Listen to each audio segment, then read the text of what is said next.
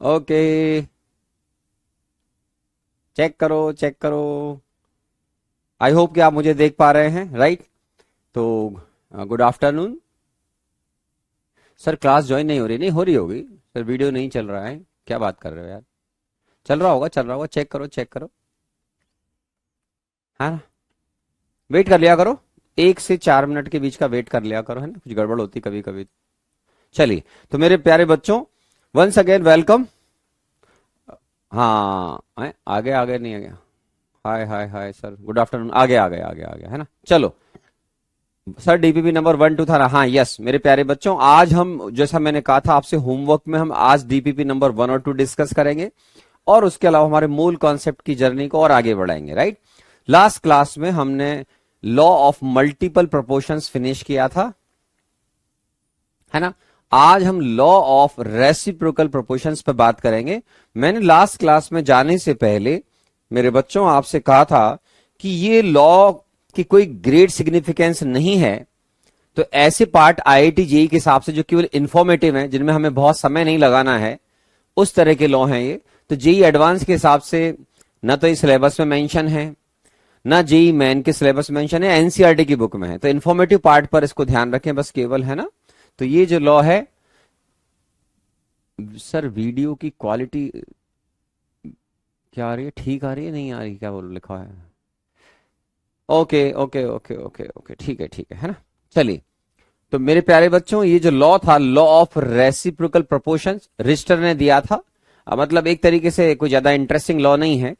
ये उन 3 एलिमेंट के बीच में आप लॉ को लगाओगे जिनकी आपस में एक दूसरे से रिएक्शन होती है। जैसे मैं लास्ट क्लास में कहा था, कार्बन हाइड्रोजन सल्फर लिया तो हाइड्रोजन सल्फर से H2S बनेगा, या कार्बन और सल्फर से CH2 बन जाएगा, या हाइड्रोजन और सल्फर से H2S बन जाएगा, है ना? ओके, सब ठीक है, बहुत बढ़िया। डीपीपी नंबर 1 और 2 हम आज ही इस क्लास के बाद डिस्कस कर लेंगे, या एटलीस्ट कुछ एक सब टॉपिक खत्म हो जाए हमारा, फिर हम इसको स्टार्ट कर देंगे, ठीक है? Okay okay. तो अब देखो मेरे बच्चों, ये जो लॉ है, इसके अकॉर्डिंग मैं आपको पहले इसको समझा देता हूं, या इसको आप विद एग्जांपल समझ लें कि सर इसमें क्या होगा कि 3 एलिमेंट आपस में रिएक्शन करेंगे। पहले लॉ को समझ लें, समझने के बाद लिखना उसको आपके लिए आसान हो जाएगा मेरे बच्चों। Consider 3 elements those which can react with each other. Last class में जाने से पहले भी कहा था और दोबारा सुन लें। कार्बन, हाइड्रोजन और ऑक्सीजन, मैंने 3 अलग अलग एलिमेंट लिए। इसमें कार्बन और ऑक्सीजन की रिएक्शन CO2 बनता है, हर बच्चे को समझ में आता है।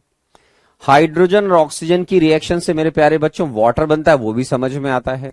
और कार्बन हाइड्रोजन से मीथेन, इथेन वगैरह आपने पढ़े हुए हैं, वो बनते हैं। तो हमने मीथेन एग्जाम्पल ले लिया। अब क्या करना है मेरे बच्चों आपको कि इन कंपाउंड में जो कॉन्स्टिट्यूएंट एलिमेंट है उनका मास का रेशियो निकाल लो, ठीक है? तो CO2 में 1 मोल कार्बन है 12 ग्राम, ऑक्सीजन 32 ग्राम है, उसका मास लिख लो। H2O में H और O, H2 मतलब हाइड्रोजन का मास 2 ग्राम है बेटा 1 मोल में। H2O में 1 मोल O है 16 ग्राम है।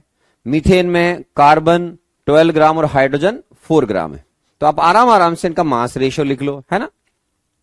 अब देखो हम क्या कर रहे हैं, मैं अपने आप को कंसंट्रेट कर रहा हूं 2 कंपाउंड पर। एक का नाम है हाइड्रोजन, दूसरे का नाम है ऑक्सीजन। आप बोलोगे ठीक है सर, ये दोनों सेपरेटली कार्बन से रिएक्ट करके अलग अलग, सेपरेटली मतलब अलग अलग, HC से रिएक्ट करके मीथेन बना रहा है मेरे बच्चों, O सेपरेटली कार्बन से रिएक्ट करके CO2 बना रहा है। तो हम क्या करेंगे कि जो थर्ड एलिमेंट है कार्बन, थर्ड एलिमेंट जो कार्बन है उसका मास हम फिक्स करेंगे। कैसे? देखो आराम आराम से, इन दोनों ही कंपाउंड के अंदर कार्बन का जो मास है वो मेरे प्यारे बच्चों फिक्स्ड है 12 ग्राम। आप बोलोगे ठीक है सर, बहुत बढ़िया।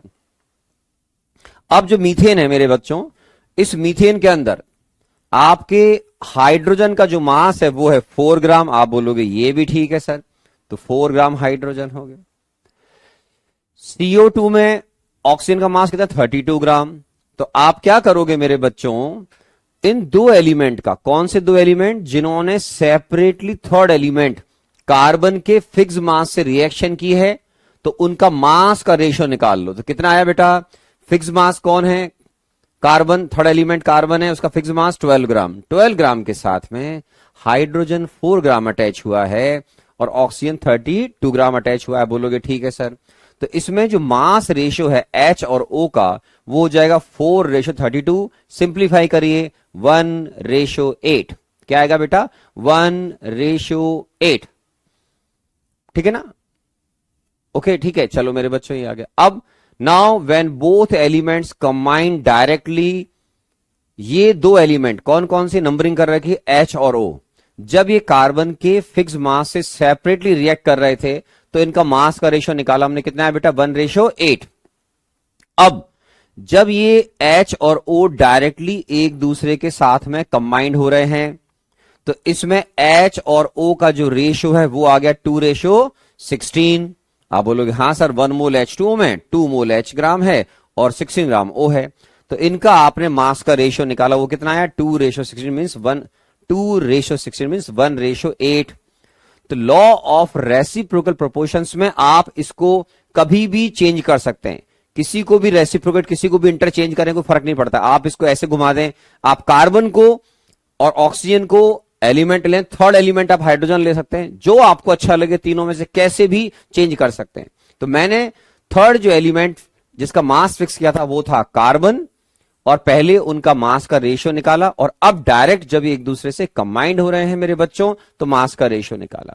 तो रिश्टर के अकॉर्डिंग ये जो रेशियो है या तो सेम आता है मेरे बच्चों, या फिर एक दूसरे का सिंपल मल्टीपल आएगा, जैसे 1:2, 1:4, इस तरीके से। तो आप आराम से, ये जो लॉ है इसमें हमेशा 3 एलिमेंट ही कंसीडर किए जाएंगे, वो 3 एलिमेंट जिनकी आपस में एक दूसरे से रिएक्शन होती है और कंपाउंड बनता हो, प्रोडक्ट बनता हो। ठीक है, तो उसमें आपको ये चॉइस आपकी होती है कि आप उनमें से 2 एलिमेंट कौन सेलेक्ट करेंगे और थर्ड एलिमेंट कौन रहेगा जिसका आप मास फिक्स करेंगे। तो मैंने वो थर्ड एलिमेंट कार्बन लिया, उसका फिक्स मास लिया 12 ग्राम, और दोनों एलिमेंट का मास का रेशियो इन दोनों के जो सेपरेट कंपाउंड बन रहे हैं, हाइड्रोजन एलिमेंट का कार्बन के साथ और ऑक्सीजन एलिमेंट का कार्बन के साथ, तो क्या बन रहा है? CO2। तो इन दोनों में इनका मास का रेशियो ले लिया, और जब ये दोनों एक दूसरे से कंबाइंड हो रहे हैं तो मास का रेशियो ले लिया। या तो मेरे बच्चों में सेम आता है या सिंपल एक दूसरे का मल्टीपल आता है। ठीक है ना? तो अभी आप पहले आराम से अब देखेंगे, समझने के बाद अगर इस लॉ को देखोगे तो जाकर ही आपको लॉ समझ में आएगा कि सर ये क्या बोल रहा है। That mass ratio of 2 elements when combined with, आराम से देखो, fixed mass of third element. हमारे केस में थर्ड एलिमेंट था मेरे बच्चों कार्बन, फिक्स मास था इसका 12 ग्राम। तो मास रेशियो ऑफ 2 एलिमेंट्स कौन कौन थे बेटा? ये H और O when combined with fix mass of third element is same, हमारे केस में सेम आया था, और simple multiple of mass ratio of both element. ये कौन कौन एलिमेंट थे मेरे बच्चों? H और O। ठीक है, उनके मास रेशियो के व्हेन दे कंबाइन डायरेक्टली का मतलब जब H और O ने डायरेक्टली कंबाइंड किया तो वाटर बना था, तो उसमें जो मास रेशियो आएगा, और जो थर्ड एलिमेंट के साथ में कार्बन लिया था हमने, उसका जो फिक्स मास लिया था उसके साथ में जो रेशियो आएगा इसका, वो या तो सेम होगा या सिंपल मल्टीपल होगा। तो ये जो आप देख रहे हैं ये उसी का एग्जाम्पल है कि हमने थर्ड एलिमेंट कार्बन लिया, उसका फिक्स मास लिया, इसके साथ में कंबाइंड H और O का मास रेशियो निकाल लिया, और एक डायरेक्टली निकाल लिया। कब? जब ये 2 एलिमेंट एक दूसरे रिलेट करके क्या बना रहे हैं मेरे प्यारे बच्चों? वाटर। तो in this case mass ratio of H and O is same. तो अगर आप कोई और एग्जांपल लेंगे तो मास रेशियो या तो सेम आएगा या सिंपल एक दूसरे का मल्टीपल आएगा। ठीक है, तो ये लॉ जेईई एडवांस में मेन में आज तक कभी पूछा नहीं गया है, एनसीईआरटी की बुक में भी नहीं है, केवल इसलिए ले लिया है क्योंकि अगर गलती से आप कोई किताब पढ़ेंगे उधर तो आपको ऐसा ना लगे मैंने लॉ सुना हुआ नहीं है, दैट्स ऑल। तो इसकी कोई ग्रेट इंपॉर्टेंस नहीं हमारे जेईई में या एडवांस की हिस्ट्री के हिसाब से। ठीक है ना?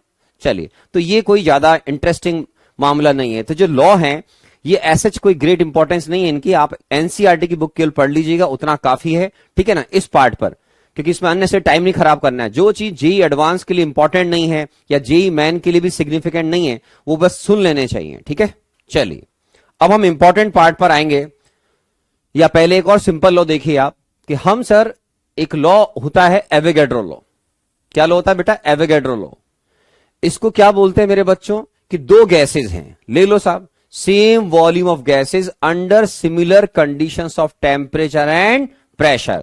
Contain same number of molecules. क्या मतलब है बच्चों, मान लो ये कंटेनर है, अब आप जो एक कंटेनर लोगे ऐसा का ऐसा ही आपको सेम वॉल्यूम का दूसरा कंटेनर लेना है बेटा। आप बोलोगे ठीक है सर, इन दोनों के प्रेशर टेम्परेचर भी आपको सेम लेने हैं, इन दोनों का क्या लिखा हुआ है, सेम वॉल्यूम, तो इनका वॉल्यूम भी V और V सेम रहेगा।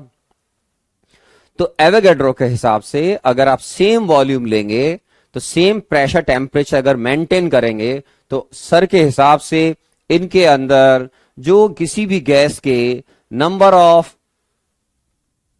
मॉलिक्यूल्स होंगे वो सेम आएंगे। जैसे मान लो आपने कोई गैस X ले ली मेरे बच्चों, तो X गैस के जो यहां पर पार्टिकल्स होंगे इस वेसल में और इस वेसल में, वो नंबर ऑफ मॉलिक्यूल्स क्या आएंगे, सेम आएंगे, नंबर ऑफ X मॉलिक्यूल्स। ठीक है, दोनों ही कंटेनर में क्या आएंगे मेरे बच्चों, सेम आएंगे, सेम आएंगे बेटू। इसको ये एवोगैड्रो सर ने बोला, इसको बहुत इजी तरीके से समझो, क्योंकि आज आप तो मॉडर्न टाइम के बच्चे हो, ये तो बहुत बरसों पुराने, मतलब 10-50 साल से भी ज्यादा पुराने लॉ हैं। तो इसको आप आज के टाइम के हिसाब से अगर समझते हो तो बहुत आसान है। आप बोलो कैसे, आपने आइडियल गैस की इक्वेशन पढ़ी हुई है मेरे बच्चों, आप बोलोगे PV = nRT।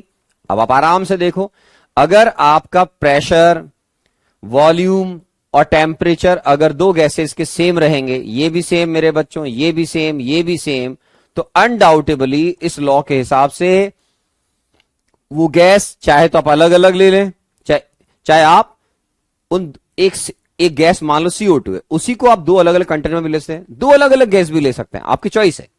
तो यहां पर इनके हिसाब से सर कोई भी दो गैस अगर हैं, ठीक है, तो उन गैसेस के प्रेशर टेम्परेचर वॉल्यूम अगर सेम करोगे तो सर के हिसाब से उनके नंबर ऑफ मॉलिक्यूल सेम होंगे। मैं बोलता हूं आपने क्योंकि PV = nRT पढ़ा हुआ है, तो आप तो बड़े प्यार से देखो कि कोई भी दो गैसेस जिनके PVT सेम होंगे, R तो वैसे ही कांस्टेंट है, तो इसका मतलब ये हुआ कि उनके मोल्स सेम होंगे। अब आप जानते हो मोल्स अगर सेम होंगे तो फिर उनके नंबर ऑफ मॉलिक्यूल्स भी क्या हो जाएंगे, सेम हो जाएंगे। तो इसको समझना आज के टाइम के हिसाब से बहुत ज्यादा आसान है।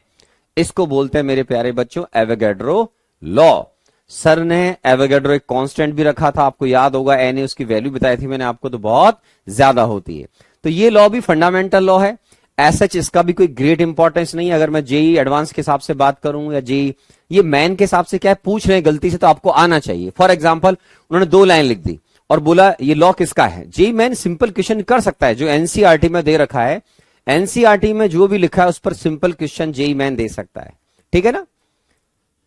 सर आपकी बुक कवर कैसे करनी, अरे कर लेंगे भाई, कर लेंगे, करेंगे, बताएंगे। बार बार टाइप क्यों कर रहा है हिमांशु बेटा, बता देंगे, है ना। आप अभी अगर आप पूछ रहे हैं तो मेरी बुक की आप एक्सरसाइज नंबर 1 मैंने लास्ट क्लास में शायद आपको उसका दिखाया होगा, 18th एडिशन मेरी बुक का जो है 18th एडिशन आप ले लीजिएगा, नया एडिशन है 18th addition of N Awasthi. ये जो सर हैं एन अवस्थी, इनको लक बाय चांस अब आप जानते हैं, ठीक है। तो इनका जो 18th एडिशन है उसको लेकर आप चाहें तो अभी इनकी बुक में से एक्सरसाइज नंबर 1 स्टार्ट कर सकते हैं। क्या स्टार्ट करोगे मेरे बच्चों, एन अवस्थी की बुक से एक्सरसाइज 1 स्टार्ट कर दो। उससे क्या बेसिक लेवल बहुत स्ट्रांग बनेगा, और अगर आपको प्रॉब्लम सॉल्व करते करते फ्लो बन रहा है तो इट्स मीन आपका बेसिक लेवल एकदम बढ़िया हो चुका है, फिर आप फर्दर और लेवल पर मुझसे बात कर पाएंगे, ठीक है ना।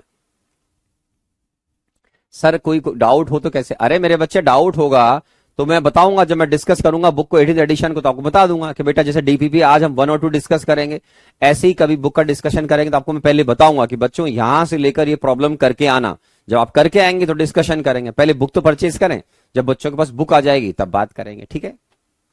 ओके, एडिशन 18th होना चाहिए, बच्चे बार बार पूछते हैं, और अगर 18th नहीं है तो 17th से भी हम काम चला सकते हैं।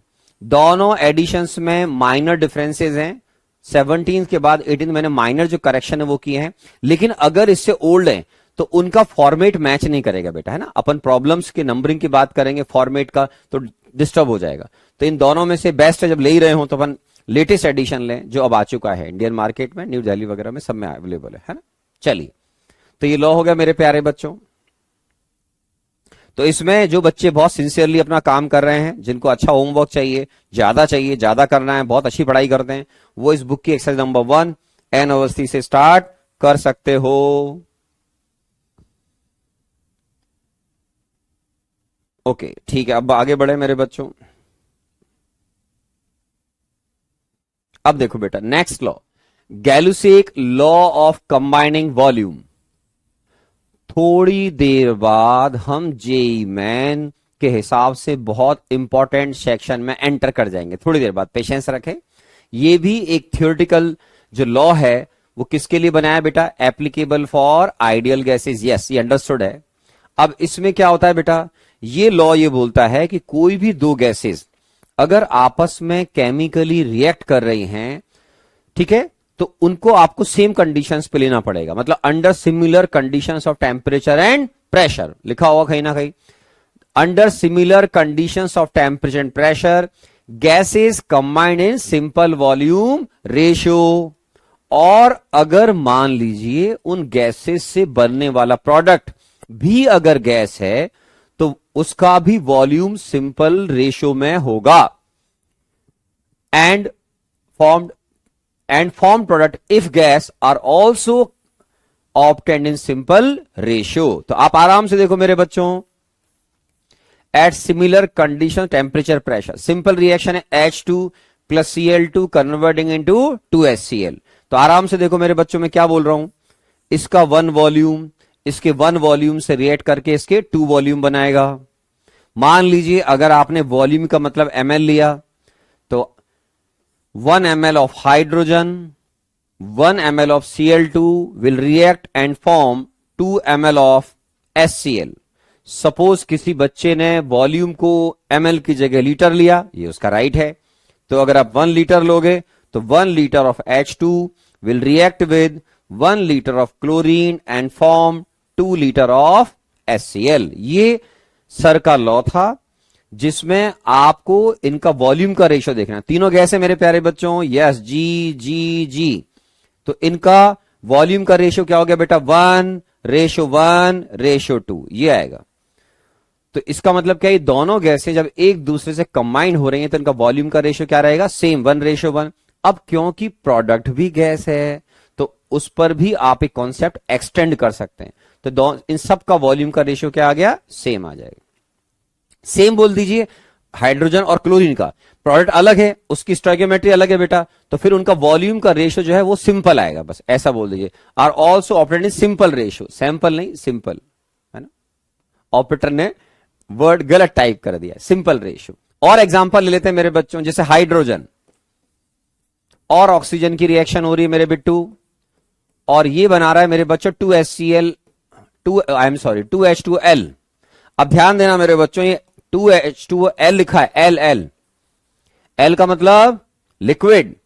तो आपने जो मोल कॉन्सेप्ट बेसिक लेवल पढ़ा हुआ है, वाटर की डेंसिटी होती है 18 ml, सॉरी 1 ग्राम पर ml। वाटर का मोलर मास होता है मेरे बच्चों 18 ग्राम। तो इसका मतलब 1 मोल वाटर का वॉल्यूम केवल 18 ml होता है। कितना होता है, 18 ml होता है।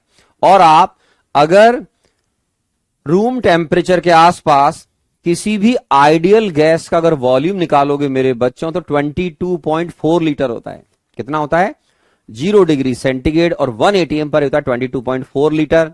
टेम्परेचर चेंज करोगे तो वॉल्यूम और भी बढ़ सकता है, जैसे 298 केल्विन या 300 पर वॉल्यूम और भी 24 लीटर से भी ज्यादा हो जाता है। तो गैसेस के सामने लिक्विड का वॉल्यूम नेग्लिजिबल होता है। तो आप अगर इस लॉ को यहां लगा रहे हैं, सामने देखो, इसका मतलब हुआ 2 volume of hydrogen will react with 1 volume of O2 and form negligible. यहां नहीं लगाना है, गैलुसेक लॉ लिक्विड के लिए नहीं है। इनका वॉल्यूम का रेशियो क्या रहा मेरे बच्चों, रिएक्टेंट का 2:1। तो ये नेग्लिजिबल वॉल्यूम। उसका रीजन क्या है बताता हूं मैं आपको। देखो 1 लीटर, मान लो आप आइडियल गैस कोई भी ले रहे हैं, ठीक है, या चलो 1 लीटर की जगह मैं आपको सिंपल बोलता हूं, बहुत जल्दी मेरी बात समझ में आएगी। मेरे पास मान लो 1 मोल आइडियल गैस है, तो 1 मोल आइडियल गैस है तो इसका volume at 0 degree centigrade and 1 atm कितना होता है मेरे प्यारे बच्चों, आप बोलोगे सर 22.4 लीटर, मीन्स 22400 ml, ये देखो, ठीक है। जबकि अगर आप 1 मोल वाटर लोगे तो 1 मोल वाटर का मतलब क्या हो गया मेरे बच्चों, 18 ग्राम और 18 ml। Why? Because density of water हम क्या लेते हैं प्रैक्टिकली, 1 ग्राम पर ml। तो आपको यहां से समझ में आना चाहिए कि सर वाटर को आप 0 डिग्री या 10 डिग्री 25 डिग्री 30 डिग्री पर लोगे तो उसका वॉल्यूम मोर और लेस 18 ml रहेगा। अब इन दोनों में डिफरेंस आपको नजर आ रहा होगा कि वाटर का मैं जो वॉल्यूम लूंगा, चाहे आप 1 डिग्री पर लें, चाहे आप 2 डिग्री पर लें, चाहे 25 डिग्री पर लें, तो उसका जो वॉल्यूम है मोर और लेस वो 18 ml आएगा।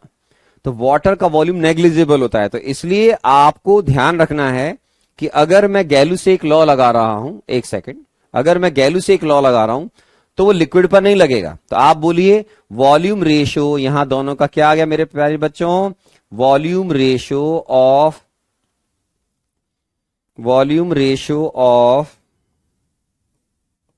हाइड्रोजन एंड ऑक्सीजन, ये क्या आ गया मेरे बच्चों, 2:1। ये लीजिए 2:1 आ जाएगा। तो जो गैलुसेक का लॉ है वो आप गैसियस रिएक्टेंट और अगर प्रोडक्ट भी गैस है तो उस पर भी इस लॉ को एक्सटेंड कर सकते हैं। देख लीजिए आराम से।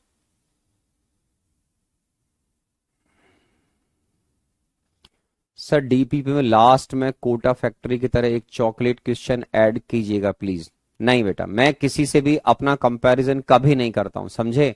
प्रतीक नंदी जो भी लिख रहे हो आप फालतू बातें नहीं लिखो बेटा, है ना। हमें किसी से अपना कंपैरिजन नहीं करना चाहिए, समझे। कोटा फैक्ट्री में अगर देखोगे तो उसमें 6 रैंकर जो लड़की दिखा रहे थे वो मेरी स्टूडेंट थी, Meenal Parekh, 6th rank IIT में, लड़की की, समझते हो। आज तक की हिस्ट्री में जितना मुझे नॉलेज है, अंडर 10 में आज तक 3 लड़कियां आई हैं, अंडर 10 में आईआईटी एडवांस में रिजल्ट में 2 मेरी स्टूडेंट रही हैं, दोनों 6 रैंकर आई थी, मीनल पारेख और अदिति लड्डा। तो मैं कभी भी अपना कंपैरिजन किसी से नहीं करता हूं। दुनिया में सब अच्छे होंगे लेकिन अपन बहुत बढ़िया हैं और आप भी बहुत अच्छे हो। हमें किसी से कंपैरिजन, किसी को नहीं देखना वो क्या कर रहा है, हमें अपना बेस्ट देना है, मुझे अपना बेस्ट आपको सर्विस देनी ताकि आप बहुत अच्छे कर पाओ, मेरे को आपको बहुत अच्छे से मोटिवेट करना है, बहुत अच्छा पढ़ाना है ताकि आप अगर मेहनत कर रहे हैं तो आप आईआईटी में सेलेक्ट हो जाए, और नहीं मेहनत कर रहे हैं तो फेल हो जाए। वेरी सिंपल, इसमें क्या सोचना है, वेरी सिंपल। ओके, तो ये मेरे बच्चों गैलुसेक लॉ पर हम बात कर रहे थे। ये एक फंडामेंटल लॉ है, बस बेसिक लेवल पर देखो क्या मैं गाइड करता हूं आपको। तुम लास्ट क्लास से जो लॉ अब तक पढ़ रहे हो ये जेई एडवांस में नहीं आते। जेई मैन में कभी क्या है कि लॉ आ जाए लिखा हो, मान लो 2 लाइनें लिखा आ गया और पूछ रहा है this law is given by, मान लो गलती से बहुत उनको बेसिक प्रॉब्लम देना है, तो फिर आपको बस उतना याद होना चाहिए कि साइंटिस्ट ने लॉ प्रपोज किया था, दैट्स ऑल। हमें एनसीईआरटी पढ़ने के बाद बेसिक लेवल का नॉलेज होना चाहिए इनका, क्योंकि इन पर आप कोई जबरदस्त न्यूमेरिकल कुछ बनने वाला नहीं है। न्यूमेरिकल अब बनेंगे, अब हम जिन सेक्शन में आने वाले 2-3 लेक्चर पे बात करेंगे, अब देखिएगा आप स्टोइकियोमेट्री का लेवल कैसे कैसे चेंज होगा। अब आप मोल कॉन्सेप्ट को यूज करते हुए स्टोइकियोमेट्री में बहुत जल्दी आने वाले समय में एंटर कर जाएंगे। तो next 2-3 classes are now very important, है ना। अब वो आपके लिए बहुत इंपॉर्टेंट होती चली जाएंगी जहां आपका न्यूमेरिकल सॉल्व करने का बेस बनेगा। इससे पहले हमने बेसिक्स ऑफ मोल कॉन्सेप्ट को कवर किया है, तो जिन्होंने शुरू के 3-4 लेक्चर बढ़िया से अटेंड करे हैं, रिवाइज कर रखे हैं, उनको कोई दिक्कत नहीं आएगी।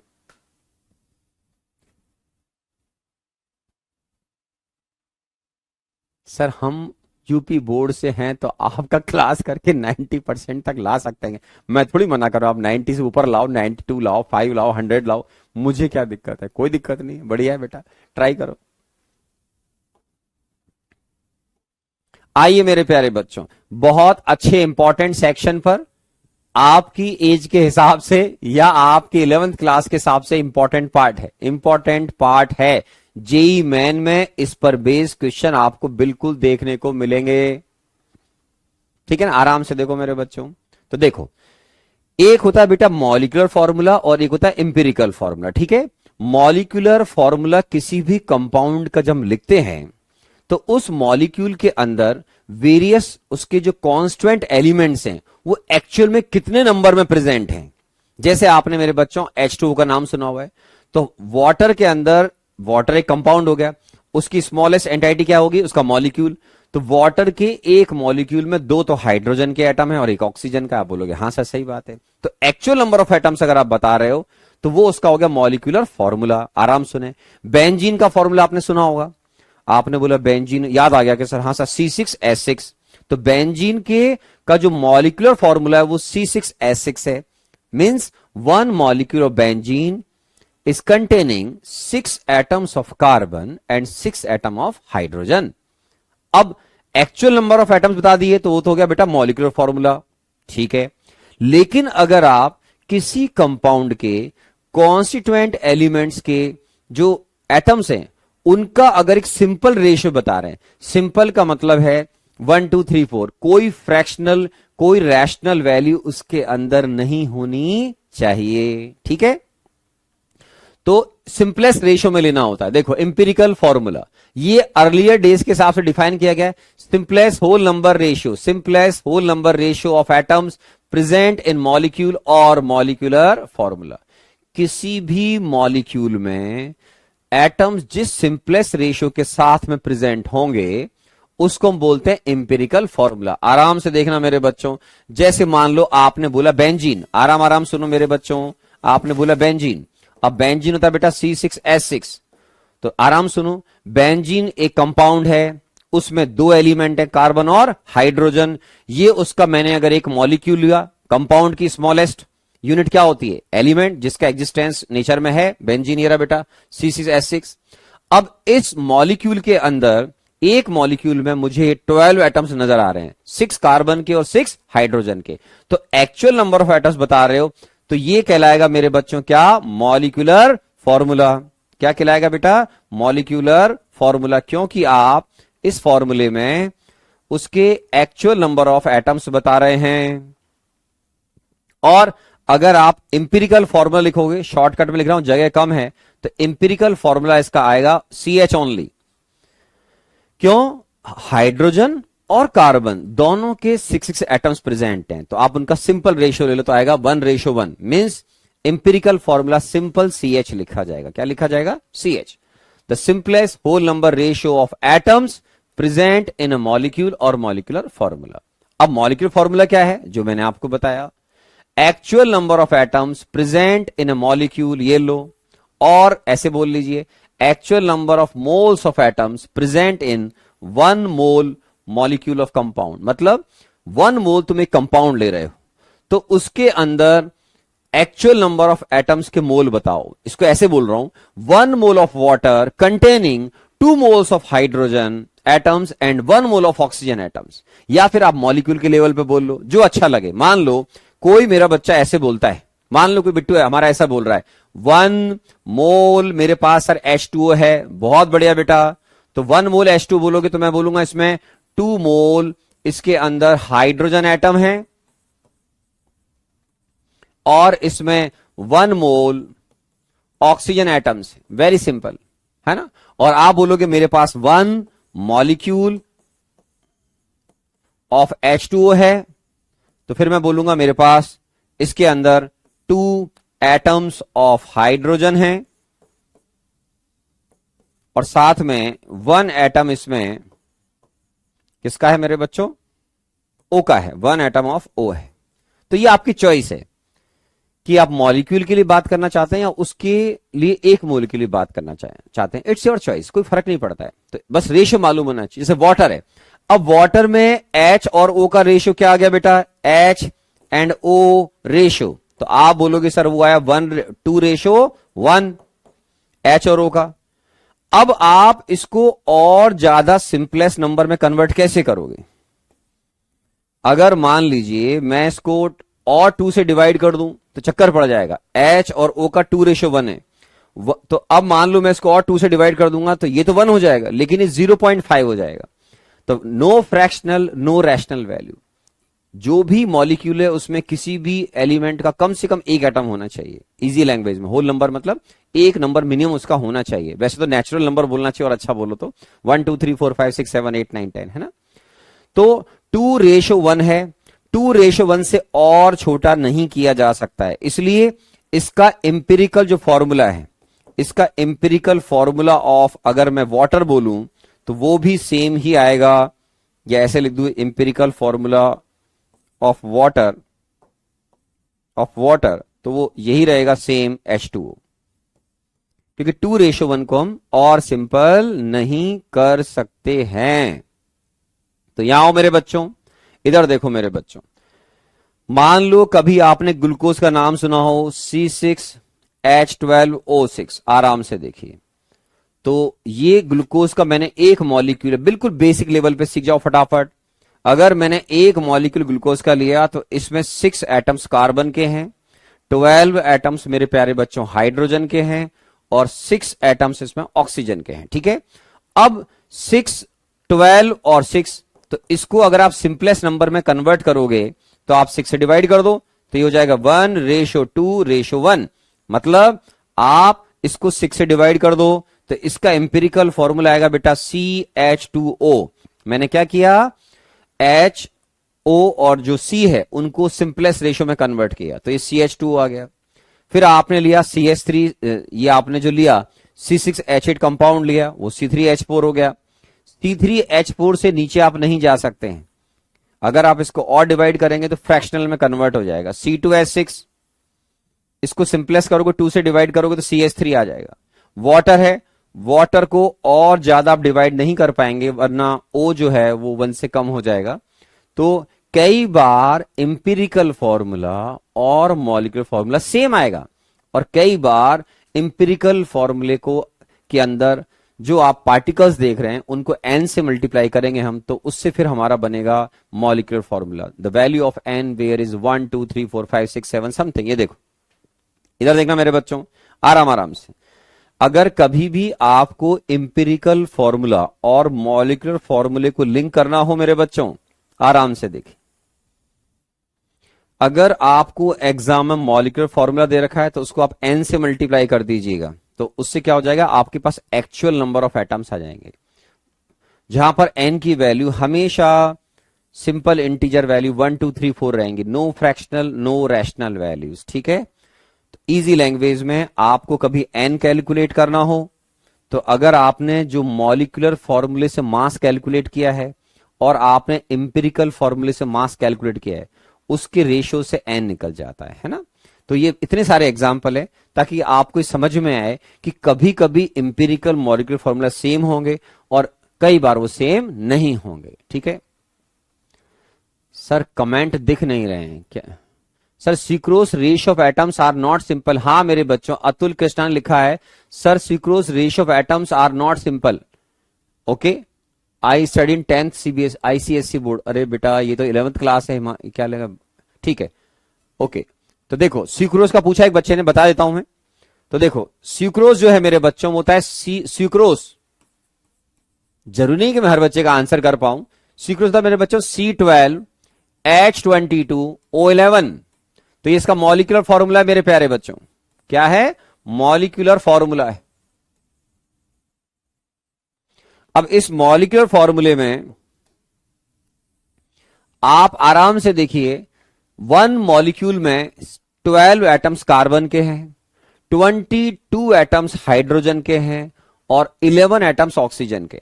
तो मैं इसको और सिंपल नहीं कर पाऊंगा बिकॉज ये ऑलरेडी 11 पे है, ये 12 पर है। मान लो मैं इसको 11 से डिवाइड करूंगा तो ये 1 पॉइंट समथिंग आ जाएगा, ये तो 2 आ जाएगा लेकिन 1 पॉइंट समथिंग आ जाएगा, ये 1 पे आ जाएगा।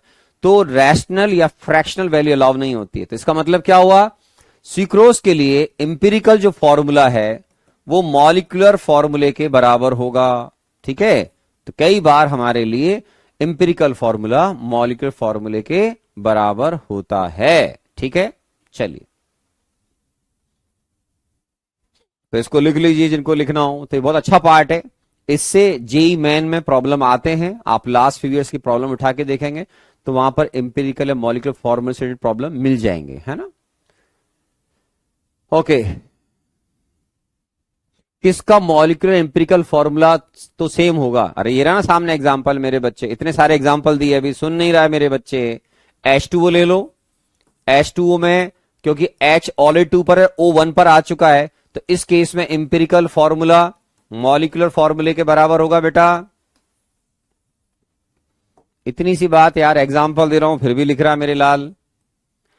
आपने अभी भी एग्जाम्पल लिया C12H22O11। आपने कभी अमोनिया का नाम सुना होगा NH3, आप बोलोगे यस सर। इन सब में इंपेरिकल फॉर्मूला मॉलिक्यूलर फॉर्मूले के बराबर जा रहे हैं, और जहां सिंपलेस्ट नंबर में कन्वर्ट किया जा सकता है, अभी बताया था मैंने आपको। तो जैसे मीथेन इथेन है C2H6, बेंजीन है, टोलुइन है, टोलुइन तो फिर भी आपका C6H5CH3 हो गया। तो इसको देखो आप, तो जो बेंजीन है या इथेन है, जैसे ये देखो C6H6, ये कुछ ऐसे कंपाउंड हैं जहां पर आप इनको सिंपलेस्ट रेशियो में ला सकते हैं। H2O2 आराम से देखो, H2O2 को बोलते हैं बेटा हाइड्रोजन पेरोक्साइड। तो इसका ये मॉलिक्यूलर फॉर्मूला होगा, सामने देखना मेरे बच्चों, सामने देखो।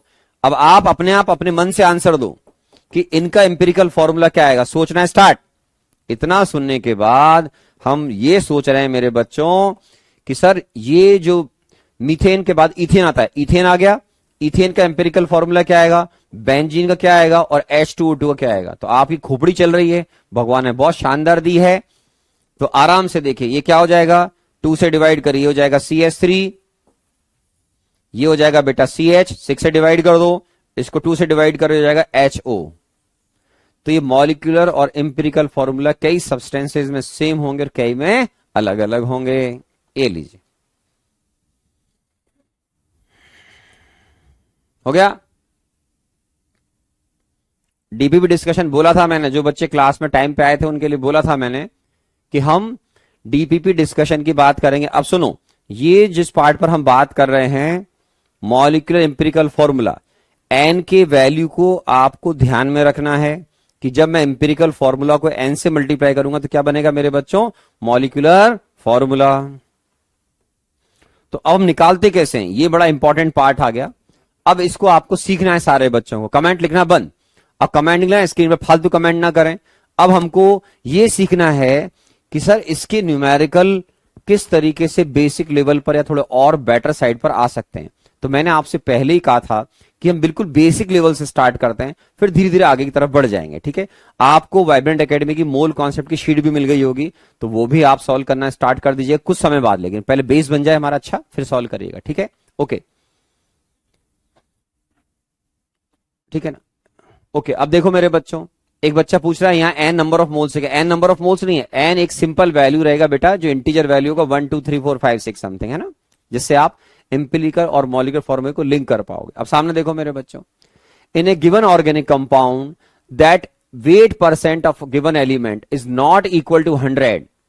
ऐसा कई जगह प्रैक्टिस में देखा गया है, हालांकि कोई इंटरनेशनल रूल नहीं है, मुझे तो नहीं मिला ऐसा कोई इंटरनेशनल रूल, लेकिन ऐसा देखा गया है कि अगर आपके कंपाउंड के अंदर जो एलिमेंट्स प्रेजेंट हैं उनके मास % को अगर मैं ऐड करता हूं, या वेट % बोल दीजिए, वो अगर 100 नहीं आ रहा है, 50 60 70 75 79 90 95, तो रेस्ट जो % है वो बाय डिफॉल्ट ऑक्सीजन का माना जाता है। इस पॉइंट को आप थोड़ा ध्यान रखें, अच्छा रहेगा। Then remaining % is consider to be oxygen. जैसे कोई बच्चा बोलेगा एग्जाम्पल सर, फॉर एग्जाम्पल आपके पास एक कंपाउंड है जिसमें 80% कार्बन है, 15% उसमें हाइड्रोजन है, तो ये हुआ बेटा 95। तो रिमेनिंग % बाय डिफॉल्ट ऑक्सीजन का ही माना जाएगा if other element is not mention. तो एक इंफॉर्मेटिव पार्ट है, ठीक है ना, जिसमें आपको इस चीज का ध्यान रखना पड़ेगा। अब मैं आपको एक सिंपल प्रॉब्लम दे रहा हूं, क्या, एक कंपाउंड है जिसका इंपिरिकल जो फॉर्मूला है वो है HO। क्या है बेटा, HO है, और इन्होंने लिखा है कि इसका जो मोलर मास है वो है 34 ग्राम पर मोल। ठीक है ना, मतलब 1 मोल का मास 34 ग्राम है। तो ये बोलते हैं कि फाइंड इट्स मॉलिक्यूलर फॉर्मूला। तो सबसे पहले HO दे रखा है मेरे बच्चों, तो HO जो है ये इंपिरिकल फॉर्मूला है, आप बोलोगे यस सर। तो इसका मास कितना हो गया, तो मास जब आप निकालोगे तो मास कितना हो गया बेटा इसका, 1 + 16, आप बोलोगे 17 आ रहा है सर, बिल्कुल सर, तो 17 ग्राम आ रहा होगा। अब इंपिरिकल फॉर्मूले से जो आपने मास कैलकुलेट किया that is called empirical formula mass, 17 है मेरे बच्चों। आपको दे रखा था कि उसके 1 मोल का मास, हमने यहां क्या किया, जो इंपिरिकल फॉर्मूले से आपने सब्सटेंस को रिप्रेजेंट कर रखा था उसके 1 मोल का मास निकाल लिया, तो वह है बेटा 17 ग्राम। अब मॉलिक्यूलर फॉर्मूला में निकालना है, सामने वाले ने उसका मोलर मास दे रखा 34, तो आप एन की वैल्यू निकाल लोगे। कैसे? आपने पहले निकाला मॉलिक्यूलर मास और वो भी मोलर ले लिया 1 मोल के लिए, तो 1 मोल के लिए दिया 34 ग्राम और 1 मोल एचओ के लिए मास आया 17 ग्राम। तो 34 डिवाइड बाई 2, एन की वैल्यू क्या आ गई? 2 आ गई। तो एन की वैल्यू 2 आ गई। तो हम कभी भी जब कंपाउंड का मॉलिक्यूलर फॉर्मूला निकालते हैं बच्चों की तरह, तो इंपिरिकल फॉर्मूला लिख लो मेरे बच्चों और उसको एन नीचे लगा दो, या कुछ लोग बोलते हैं कैलकुलेशन कर रहा हूं तो उसको एन से मल्टीप्लाई कर दो, एक ही बात मानेंगे। तो ये देखिए आप, तो मेरे पास जो इंपिरिकल फॉर्मूला था उसको मैं 2 से मल्टीप्लाई किया। कुछ ऑथर ऐसे लिखेंगे, कुछ ऐसे लिखेंगे, कोई एक ही बात है बेटा। मैं ऐसे भी लिखता हूं मॉलिक्यूलर फॉर्मूला, इंपिरिकल फॉर्मूला क्या है बेटा? HO, या नीचे आराम से 2 लगाओ और आराम से लिखो H2O2 लाइक दिस, है ना? ये और अच्छा तरीका है, कोई बुराई नहीं है उसके अंदर। तो कुछ ऑथर अपने अपने हिसाब से लिखते हैं। तो हम इंपिरिकल और मॉलिक्यूलर फॉर्मूले को लिंक जब करते हैं तो वहां पर ये एन की वैल्यू एक सिंपल इंटीजर वैल्यू होगी 1 2 3 4 5 इस तरीके से, है ना? ठीक है ना? दीक्षित जी लिख रहे हैं, जहांगीर जी लिखने का टाइम दो, लिखो भाई, लिख ले मेरे लाल। अब आपको मेरे नोट्स की पीडीएफ फाइल भी धीरे धीरे मिलना शुरू हो जाएगी मेरे बच्चों। आई थिंक आपको मिलने लग गई हो, क्या मिल जाएगी, है ना? घबराए नहीं, है ना?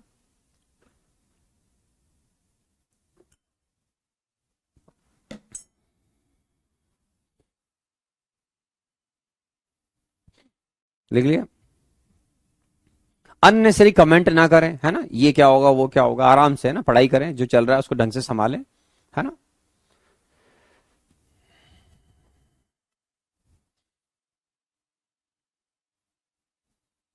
तो ये एक हमने कॉन्सेप्चुअल पार्ट सीखा। ये इंफॉर्मेटिव पार्ट है मेरे बच्चों, ये क्या है? इंफॉर्मेटिव पार्ट है। ठीक है, हमने उस पर एक बिल्कुल सिंपल एप्लीकेशन ली। अब हम इससे और बेटर प्रॉब्लम पर मूव करते हैं। ठीक है, इससे और बेटर प्रॉब्लम पे मूव करते हैं मेरे बच्चों। आई होप कि जिन बच्चों ने लिखा वो लिख लिया होगा। ओके, अब आओ मेरे बच्चों, एक ऑर्गेनिक कंपाउंड है मेरे बच्चों, उसमें 20% कार्बन है। मैंने लास्ट क्लास में उससे पहले बताया था कि किसी भी कंपाउंड के कांस्टेंट एलिमेंट का जो मास परसेंट होता है या वेट परसेंट होता है, वो उसका परसेंटेज कंपोजिशन कहलाता है बेटा। क्या कहलाता है उसका? परसेंटेज कंपोजिशन कहलाता है। आप बोलोगे ठीक है सर। ये कौन है? अर्श अदनान, लेवल अप। अरे भैया, जब लेवल अप करूंगा ना भाग जाएगा तो यहां से, समझ रहा है? अगर एकदम लेवल अप कर दूंगा तो, है ना? पहले बच्चों को बेसिक लेवल सीखने दो। This is for 11th class students, जिनको हमें बेसिक लेवल से एडवांस लेवल तक जाना है। तुझे अगर एक क्लास में लेवल का पढ़ा दूंगा ना अपने हिसाब से, तो उसके बाद नींद नहीं आएगी तेरे को रात में, समझ रहा है बेटा? इसलिए शांति से बैठो और शांति से पढ़ो बेटा, है ना? धीरे धीरे सीख जाएंगे। जब एडवांस तेरे देखूंगा टेस्ट में कितने नंबर आते हैं, जब तुम टेस्ट दोगे ना बेटा जेई मेन और एडवांस के, तो वहां उस समय बात करें कितने नंबर आते हैं ना। मैंने शुरू में कहा था बिल्डिंग अपॉन सॉलिड फाउंडेशन होनी चाहिए। शुरू में टाइम थोड़ा सा ज्यादा लग जाए कोई दिक्कत नहीं है, बाद में दिक्कत नहीं आनी चाहिए। और ये जो बोलते हैं ना शुरू में अपने आप को होशियार बनते हैं, जिन्होंने थोड़ा बहुत सुन रखा होता है तो उनको लगता है कि आहा ये सब मुझे आता है, very easy, oh my bro very easy, ऐसा है ना, ऐसे करते रहते हैं। ऐसा नहीं होता है, आगे जाके हवा निकल जाती है। मोल कॉन्सेप्ट में ऐसे ऐसे प्रॉब्लम आएंगे जिसमें बाद में बोलेंगे सर प्रॉब्लम हो कैसे रहा है, समझ रहे हो आप? तो आराम से वेट करें, है ना? लेवल अप कर देंगे, टेंशन मत लो, है ना? Sir I am in 10th class, should I consider chemistry? तेरी मर्जी भाई, लेकिन ये 11th क्लास है, बस ध्यान रखना, है ना? ठीक है ना? ओके, अब देखो बच्चों, organic compound contains 20% carbon, 6.64% hydrogen, 46.5% and rest was oxygen. बिल्कुल आइडियल लैंग्वेज लिखा है एग्जामिनर ने। आप बोलोगे यस सर। अब देखो मेरे बच्चों, इट्स मोलर मास क्या दे रखा है? 60 ग्राम पर मोल। कि सर इसका जो मोलर मास है वो 60 ग्राम पर मोल है, मीन्स इसके 1 मोल का मास कितना बेटा? 60 ग्राम है। ठीक है sir. Find the molecular formula of the compound.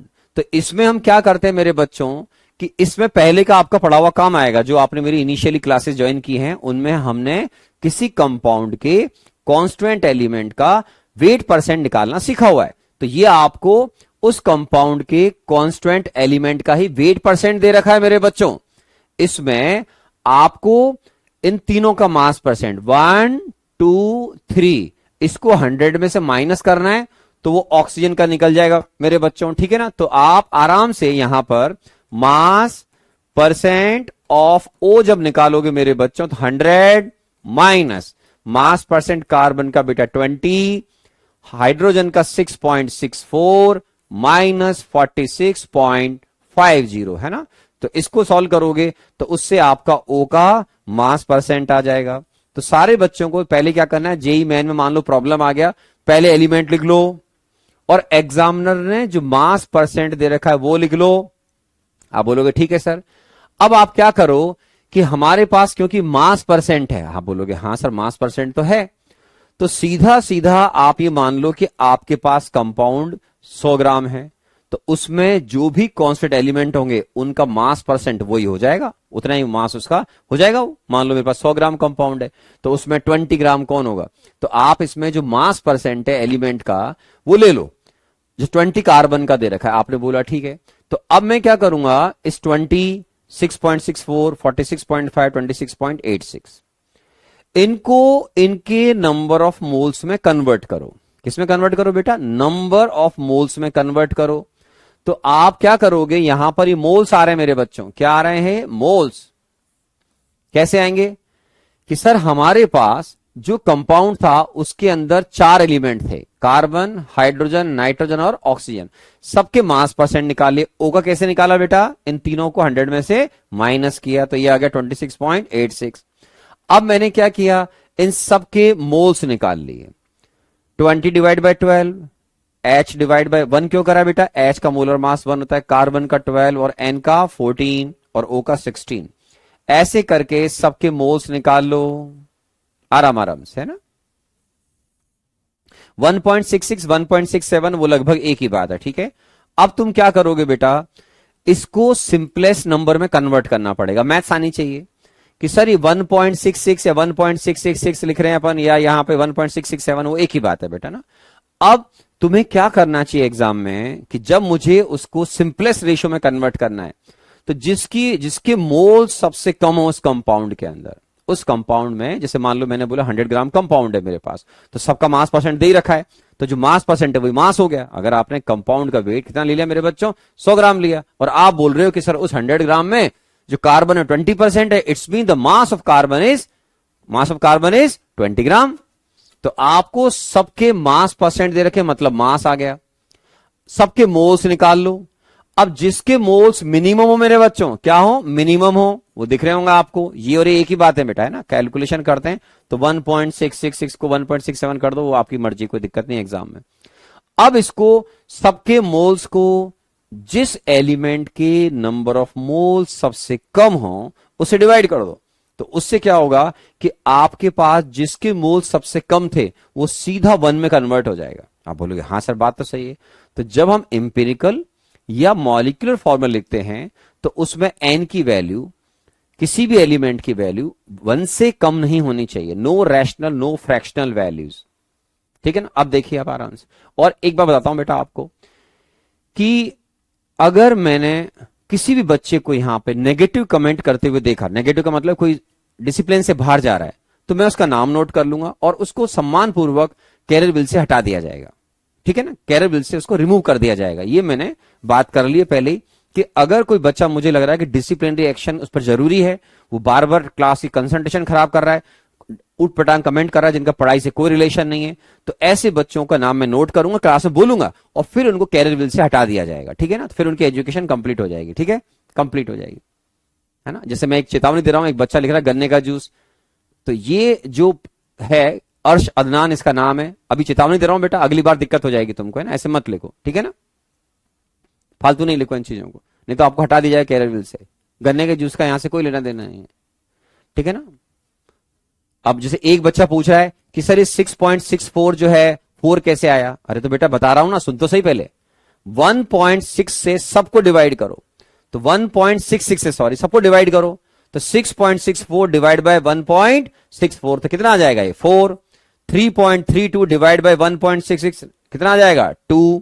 ये कितना आ गया 1। तो मेरे पास चारों एलिमेंट्स के मोल्स सिंपलेस्ट रेशियो में आ गए, सिंपलेस्ट रेशियो में आ गए मेरे बच्चों। आप बोलोगे यस सर।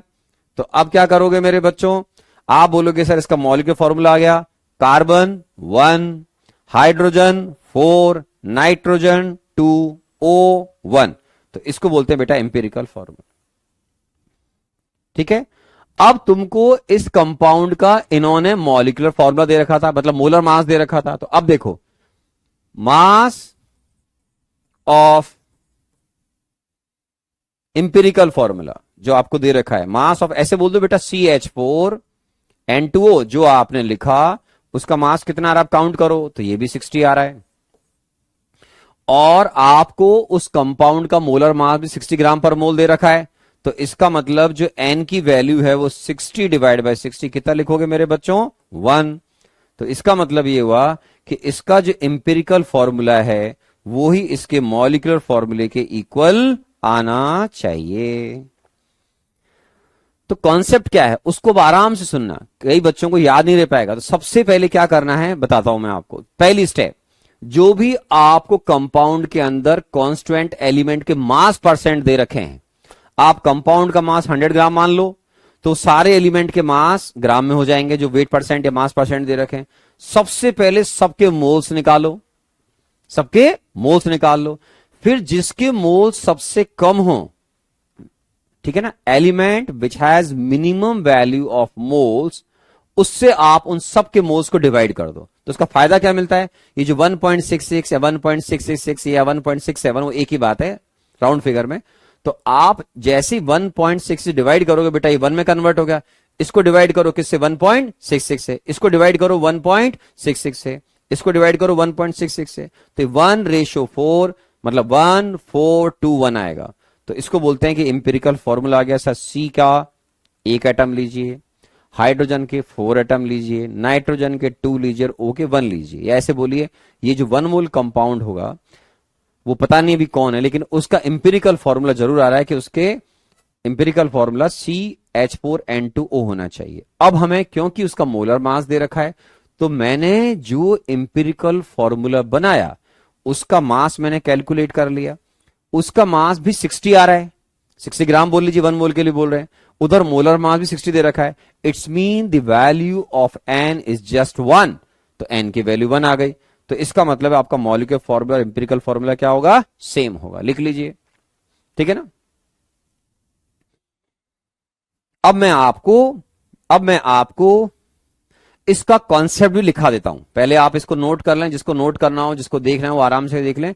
अब मैं आपको इसकी स्टेप भी लिखा देता हूं ताकि एग्जाम में जब प्रॉब्लम आए तो आपको याद रहे कि मुझे प्रॉब्लम को सिंपल सिंपल किस तरीके से स्टेप्स में सॉल्व करना है। ठीक है, लिखो। सर क्या एनसीईआरटी पढ़ना जरूरी है? हाँ पढ़ना चाहिए, बिकॉज जेई मेन का सिलेबस जो है वो आपका मैच करता है एनसीईआरटी की बुक से, है ना। आपके बोर्ड से मैच करता हो तो आप देख लेना, मुझे आइडिया नहीं है, हर बोर्ड का सिलेबस थोड़ा बहुत डिफर करता है, ठीक है ना। ओके चलें, चलिए अब देखिए हो गया। तो आप क्या करो मेरे बच्चों कि यहां पर इसके स्टेप्स लिख लो। किसके, इनके स्टेप्स हम लिख सकते हैं, तो आपको स्टेप्स लिखने पहले और देख लेते हैं, प्रॉब्लम्स आराम से देखिए अब। यस, तो हम क्या करेंगे, इनके बेटा स्टेप्स लिख लेते हैं। लिखो सारे स्टेप्स। कैसे लिखेंगे मेरे बच्चों, यहां से हटा रहा हूं मैं।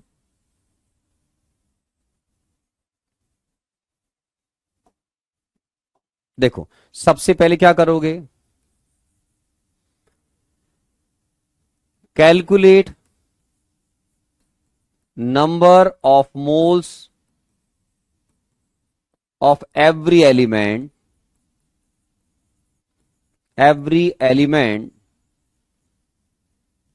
with the help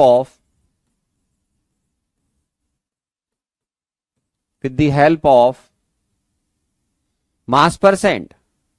mass percent बोल दें या वेट परसेंट, जो भी एग्जाम में लिखा हो, वेट परसेंट ऑफ, ठीक है ना। तो calculate number of moles of every element with the help of given mass percent और weight percent of elements, weight percent element in a given compound.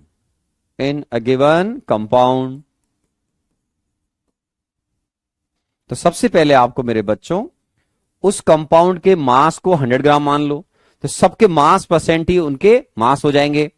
फिर उनके मोल्स निकाल लो इन ए गिवन कंपाउंड, और अब जिसके मोल्स मिनिमम हो, ठीक है ना, अब किसी न किसी एलिमेंट के मोल्स मिनिमम होंगे, तो divide number of moles of every element, ठीक है ना, divide number of moles of every element, ठीक है ना, बाय मोल्स ऑफ एलिमेंट, ठीक है ना, by moles of element which has minimum value, या यहां लिखता हूं मिनिमम, शॉर्टकट में लिखता हूं minimum moles of element by minimum elements which has minimum moles, उसे डिवाइड करो by minimum moles of element. ठीक है, कर दीजिए। उससे क्या फायदा होगा बेटा, जिसके मोल्स सबसे कम है उसी के मोल्स को जब अदर मोल से डिवाइड करोगे तो वो वैल्यू 1 पे आ जाएगी। अब यहां पर रेस्ट एलिमेंट के जो रेशो आ रहा है, रेस्ट एलिमेंट के लिए जो वैल्यूज आ रही है वो अगर सिंपल इंटीजर नहीं है तो आपको उनको सिंपल इंटीजर में कन्वर्ट कैसे करना पड़ता है। मान लो किसी का वैल्यू 1.5 आ गया, तो फिर उसका मतलब सबको 2 से मल्टीप्लाई करो। जैसे मान लो मेरे बच्चों, ऐसे एज्यूम कर लीजिए कि 2 की जगह अगर 2.5 आता तो 1, 4, 2.5 और 2, 1 सॉरी, तो मैथ्स आनी चाहिए कि 2.5 अलाउ नहीं है। तो अब क्या करेंगे बताओ, अगर मान लो मेरे बच्चों लक बाय चांस ऐसे ही ये 1, 4, 2.5 और ये 1 आता, तो फिर मुझे इसको सबको 2 से मल्टीप्लाई करना था। उससे क्या होता, फिर 2, ये 8, ये 2.5 की जगह 5 और ये 2 हो जाता। तो यहां पर रेस्ट एलिमेंट्स के लिए जो आपने कैलकुलेशन किया है वो अगर सिंपल नंबर पे आ गए तो वेरी गुड, अगर नहीं आए तो आपको उनको कन्वर्ट मैथमेटिकली करना पड़ेगा, जिसके चांस जनरली कम होते हैं। ठीक है,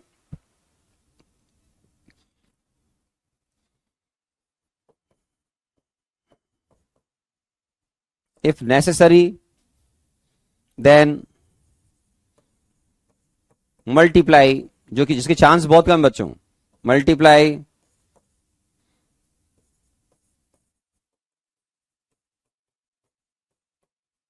टू कन्वर्ट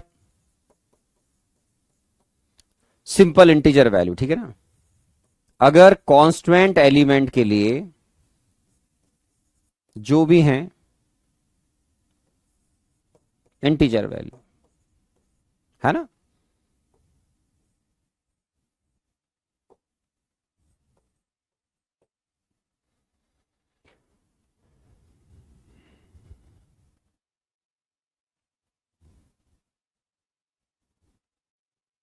ठीक है, to convert simple integer value. जैसे मैंने आपको बोला 1, 4, 2, 1 सिंपल आ गए, तो आपको इसको किसी भी फैक्टर से मल्टीप्लाई करने की जरूरत नहीं है। लेकिन हाइपोथेटिकली मान लो किसी की वैल्यू 2.5 या 3.5 आ जाए, मान लो या 4.5 आ जाए, तो फिर आपको उन सबको 2 से मल्टीप्लाई करना चाहिए। पहली स्टेप क्या है, मास परसेंट केयरफुली देखो, सारे एलिमेंट के मास परसेंट को मास मान लो, कंपाउंड का मास 100 ग्राम मान लो तो मास हो गया। मास को उनके मोलर मास से डिवाइड करके एलिमेंट्स के मोल्स निकाल लो, जिसके मोल सबसे कम हो उससे सबको डिवाइड कर दो। तो यहीं पर प्रॉब्लम हमारी जनरली सॉल्व हो जाती है। लेकिन फिर भी मान लो कि अगर किसी के मोल्स जो हैं अभी भी रेशो जो है वो सिंपल नहीं आ रहा है, तो आप उसको मैथमेटिकली सिंपल 2, 3, 4, 5 किसी नंबर से मल्टीप्लाई करके उसको सिंपलेस्ट रेशो में कन्वर्ट करें। ठीक है ना, ये आगे से आगे चलते हैं मेरे बच्चों। और देखो, हाइड्रोजन इज ए कंपाउंड जिसमें इनका मास परसेंट दे रखा है और इसका मोलर मास दे रखा है। मेरे बच्चों आप बोलोगे ठीक है, find empirical formula and molecular formula. तो जैसे मैंने बोला कि इसके प्रॉब्लम बनते ही ऐसे हैं कि इसमें आपको सीधा सीधा उनका मास परसेंट दिया होता है। आप बोलोगे ठीक है सर, तो हाइड्रोजन एक कंपाउंड है, तो आप क्या करो, इसका टोटल मास 100 ग्राम मान लो। उसका फायदा क्या मिलेगा, जैसा मैंने पिछली प्रॉब्लम बताया कि इसमें जो नाइट्रोजन का मास है मेरे बच्चों, या जो हाइड्रोजन का मास है, ठीक है ना, वो आपका सीधा सीधा मास ग्राम में हो गया। तो इसका मास कितना हो गया बेटा एन का 87.42, एच कितना हो गया बेटा 12.58, दोनों को ऐड करो 100 आ रहा है, इसका मतलब इसमें कोई थर्ड एलिमेंट और नहीं है। इनके मास को इनके ही मोलर मास से डिवाइड करके मोल्स निकाल लो मेरे बच्चों। 14 is the molar mass of N, molar mass of H just 1 आ गए। अब ये जो मोल का रेशो, पहले मोल्स, पहले मास, मास से क्या निकाले मोल, अब मोल में आपको दिखना चाहिए इसकी मिनिमम वैल्यू है, इसकी वैल्यू ज्यादा है, तो 6.24 से दोनों को डिवाइड करो। 6.24 से डिवाइड करने का फायदा क्या होगा, ये सीधा 1 पे आ जाएगा बेटा, और ये मैथमेटिकली आ रहा है 2 पर। तो इसका मतलब ये हुआ कि हाइड्रोजन के अंदर जो इंपिरिकल फॉर्मूला है वो NH2 आना चाहिए। क्या है ये इंपिरिकल फॉर्मूला, इजी लैंग्वेज में इसमें N और H का मोलर रेशो मेरे बच्चों 1:2 होगा। तो ये इंपिरिकल फॉर्मूला आ गया। तो अब इंपिरिकल फॉर्मूला अगर NH2 आया तो आप इसका मोलर मास निकाल लो। तो NH2 का मोलर मास क्या होता है मेरे बच्चों, मोलर मास ऑफ NH2 कितना आएगा मेरे बच्चों, आप बोलोगे सर ये आ रहा 14 और 2 16 ग्राम पर मोल।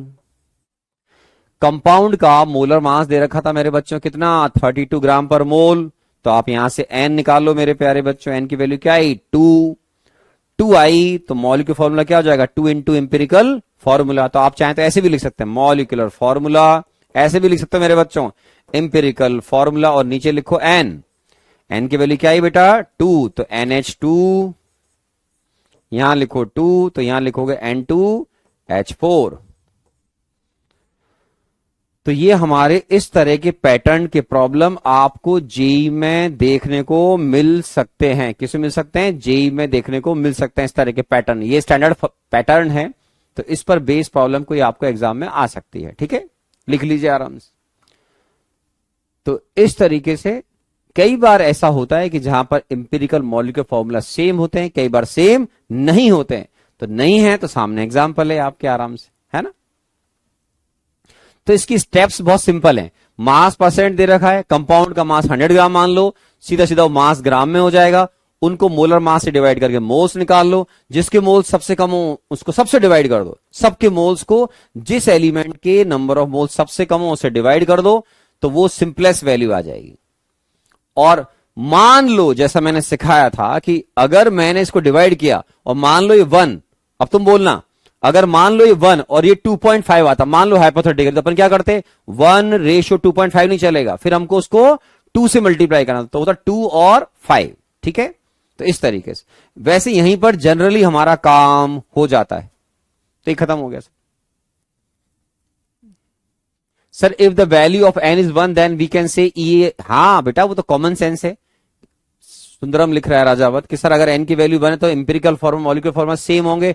हाँ मेरे बच्चे सेम होंगे। ऐसे बहुत सारे एग्जांपल दिए थे मैंने, वाटर का एग्जांपल दिया, मैंने सुक्रोज का एग्जांपल दिया, जहां पर इंपेरिकल और मॉलिक्यूलर फॉर्मूला सेम होंगे।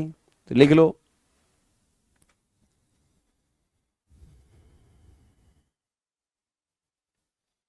चलिए अब डीपीपी डिस्कस कर सकते हैं। तो पहले डीपीपी पर आते हैं मेरे बच्चों। सबसे पहले डीपीपी नंबर 1, डीपीपी नंबर 1 के मैं आपको आंसर दे देता हूं, कोई दिक्कत हो तो मुझे बताना। डीपीपी नंबर 1, इसमें मेरे बच्चों फर्स्ट क्वेश्चन का आंसर है डी, लिख लो।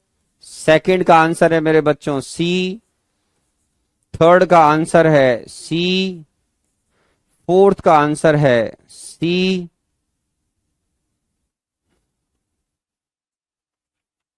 देख रहा हूं मैं डीपीपी नंबर 1 और 2, हाँ ठीक है।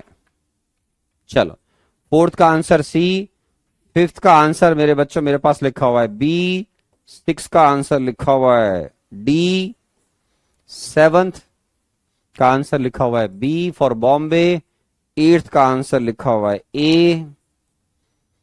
नाइन्थ में आपको बहुत सारे डेटा लिखने पड़ेंगे मेरे बच्चों, तो उसमें हम जो बात कर रहे हैं,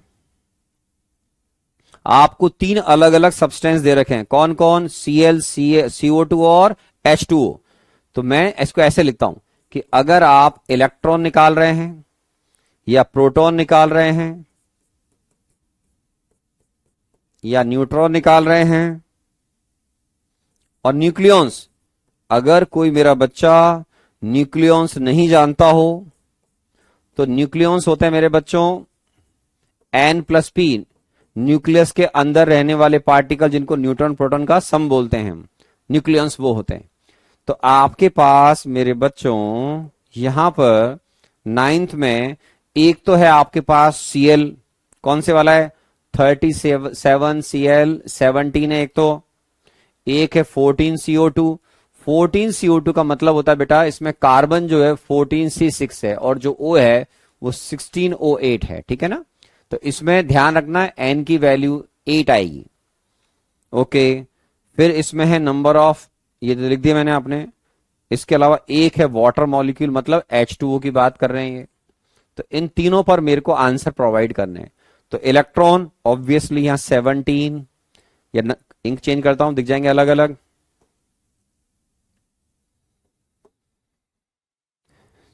17, 22, 10, 17, 22, ठीक है। और इसमें कितने आ रहे हैं, लिखा हुआ मेरे पास 10, चेक कर लेना भाई, कोई दिक्कत आएगी तो देख लेंगे ना। एन की वैल्यू इसमें 20, इसमें 24, इसमें 8। न्यूक्लियॉन्स ऐड कर दो बेटा न्यूट्रॉन प्रोटॉन को, सिंपल सिंपल इनको ऐड करते जाओ, ठीक। तो ये होगा 37, ये 46 और ये हो गया 18। ये लीजिए, तो क्वेश्चन नंबर 9 भी खत्म हो गया भाई साहब। 10th जो प्रॉब्लम है, क्योंकि बहुत आसान प्रॉब्लम है, इनको बोलते हैं हलवाएं, क्योंकि अभी शुरुआत में हम डेवलप हो रहे हैं, 11th क्लास में आए हैं। तो इसमें फर्स्ट CO2 का मोलर मास 44, सेकंड है बेटा H2SO4, तो आप बोलोगे सर 98 आना चाहिए था। थर्ड जो है वो है सर CuSO4.5H2O, तो उसका आना चाहिए था आपके पास 250। वैसे इसमें कॉपर का मास देना चाहिए था बेटा, है ना, तो उसकी वजह से आपको जो लिख रहा है। उसके अलावा KMnO4, ये आप किसी भी अपनी इनऑर्गेनिक केमिस्ट्री की जो बुक हो या एनसीईआरटी की बुक में देख लेना आप, आपको कुछ एलिमेंट्स के मोलर मास अगर नहीं मालूम हो तो वहां से मिल जाएंगे। कैल्शियम कार्बोनेट बेटा 100 आएगा। तो ये पार्ट बहुत आसान है, इसको मेरे से पूछने की जरूरत नहीं है कि सर इस एलिमेंट का मोलर मास कितना होता है। अगर आपको नहीं मालूम है तो आप एनसीईआरटी वगैरह में देख लेना, कोई टेंशन लेने की जरूरत नहीं है। 678, 7th, हाँ 7th 122.5, और जो 8th है लास्ट में मेरे बच्चों वो है ferrous sulphate ammonium sulphate .6H2 392। इसको आप इनऑर्गेनिक केमिस्ट्री में सुनोगे, रेडॉक्स में सुनोगे, मोर सॉल्ट बोलते हैं इसको, डबल सॉल्ट भी बोलते हैं इसको। तो ये तो बहुत आसान है, क्योंकि आपको अगर एलिमेंट के मोलर मास नहीं मालूम है तो बिना टेंशन के एनसीईआरटी देख लेना, उससे आपको पता लग जाएगा, ठीक है ना। तो ये दिख जाएंगे अपने को, है ना, तो ये भी ठीक है, पहले लिख लो। तो ये हमारे पास क्वेश्चन 1 से लेकर 10 तक के आंसर आ गए। सब प्रॉब्लम आसान है, आराम आराम से देख लीजिएगा, कोई दिक्कत तो नहीं किसी बच्चे को। सर 8th वाले में डाउट है, प्लीज सॉल्व। 8th वाले में डाउट है, हे भगवान, देखता हूं, चेक कर लेता हूं बेटा 8th में। ओके, चेक करते हैं मेरे बच्चों। पहले आंसर लिख लो सारे बच्चे, सारे बच्चे आंसर लिख लो। एक बच्चे ने क्वेश्चन नंबर 8 पूछा है,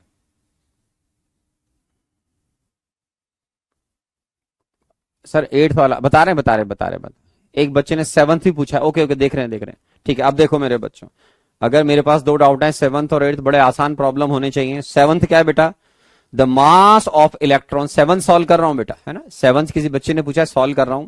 7th में क्या हो रहा है बेटा, the mass of an electron is, एक इलेक्ट्रॉन का जो मास है, mass of one electron, easy language में लिख रहा हूं, वो कितना है मेरे बच्चों, 9.11 इंटू, ये मास ऑफ इलेक्ट्रॉन लिखा हुआ है 9.1 10⁻31 ग्राम, ये लिखा है मेरे बच्चों, ग्राम ने केजी में दे रखा है, बहुत बढ़िया। तो इन्होंने लिखा है कि केजी में है। अब ये बोलते हैं मोलर मास ऑफ इलेक्ट्रॉन निकालो, तो मोलर सिखाया था ना मेरे बच्चे, इतना सिंपल क्वेश्चन पूछ रहे हो। मोलर मास ऑफ इलेक्ट्रॉन का मतलब क्या है बेटा, इजी लैंग्वेज में होता है mass of mass of 1 mole of electron, very simple. तो किसके बराबर हो जाएगा बेटा, एक इलेक्ट्रॉन का मास दे रखा है, अब 1 मोल में कितने इलेक्ट्रॉन होंगे, आप बोलोगे एवोगैड्रो नंबर के बराबर, तो 6.022 × 10⁻23। सॉल्व कर लीजिए, आंसर आ गया मेरे बच्चे। ठीक है, 8 चेक कर लेते हैं मेरे बच्चों, किसी ने पूछा है number of moles in 1.8 gram H2 is equal to number of moles in, हे भगवान। तो सबसे पहले number of moles of H2 निकाल लो मेरे बच्चों। 1.8 डिवाइड बाय 18, तो कितने आ गए बेटा, 0.1 मोल। आप बोलोगे ये भी सही है सर, तो ये आ गया आपका 0.1 मोल आ गया। अब ये बोलते हैं कि इतने सारे सब्सटेंस दे रखे हैं, तो बताओ कि इसके जो नंबर ऑफ मोल्स 0.1 आए हैं वो किस किस के मोल्स के बराबर जाएंगे। तो बेटा फर्स्ट वाला सॉल्व करोगे तो ग्लूकोज के मोल्स निकालोगे, तो ग्लूकोज के मोल्स निकाल लो, C6H12O6। कितना सिंपल प्रॉब्लम है, 18 ग्राम दे रखा है, आप बोलोगे यस सर, इसका मोलर मास 180, ये भी 0.1 मोल, ये लीजिए, सबके निकाल लो ऐसे ही। यूरिया, मोल्स ऑफ यूरिया अगर आप निकालने बैठ गए तो इसका मास दे रखा है आपको 6, इसका मोलर मास कितना आएगा बेटा 60, ये भी 0.1।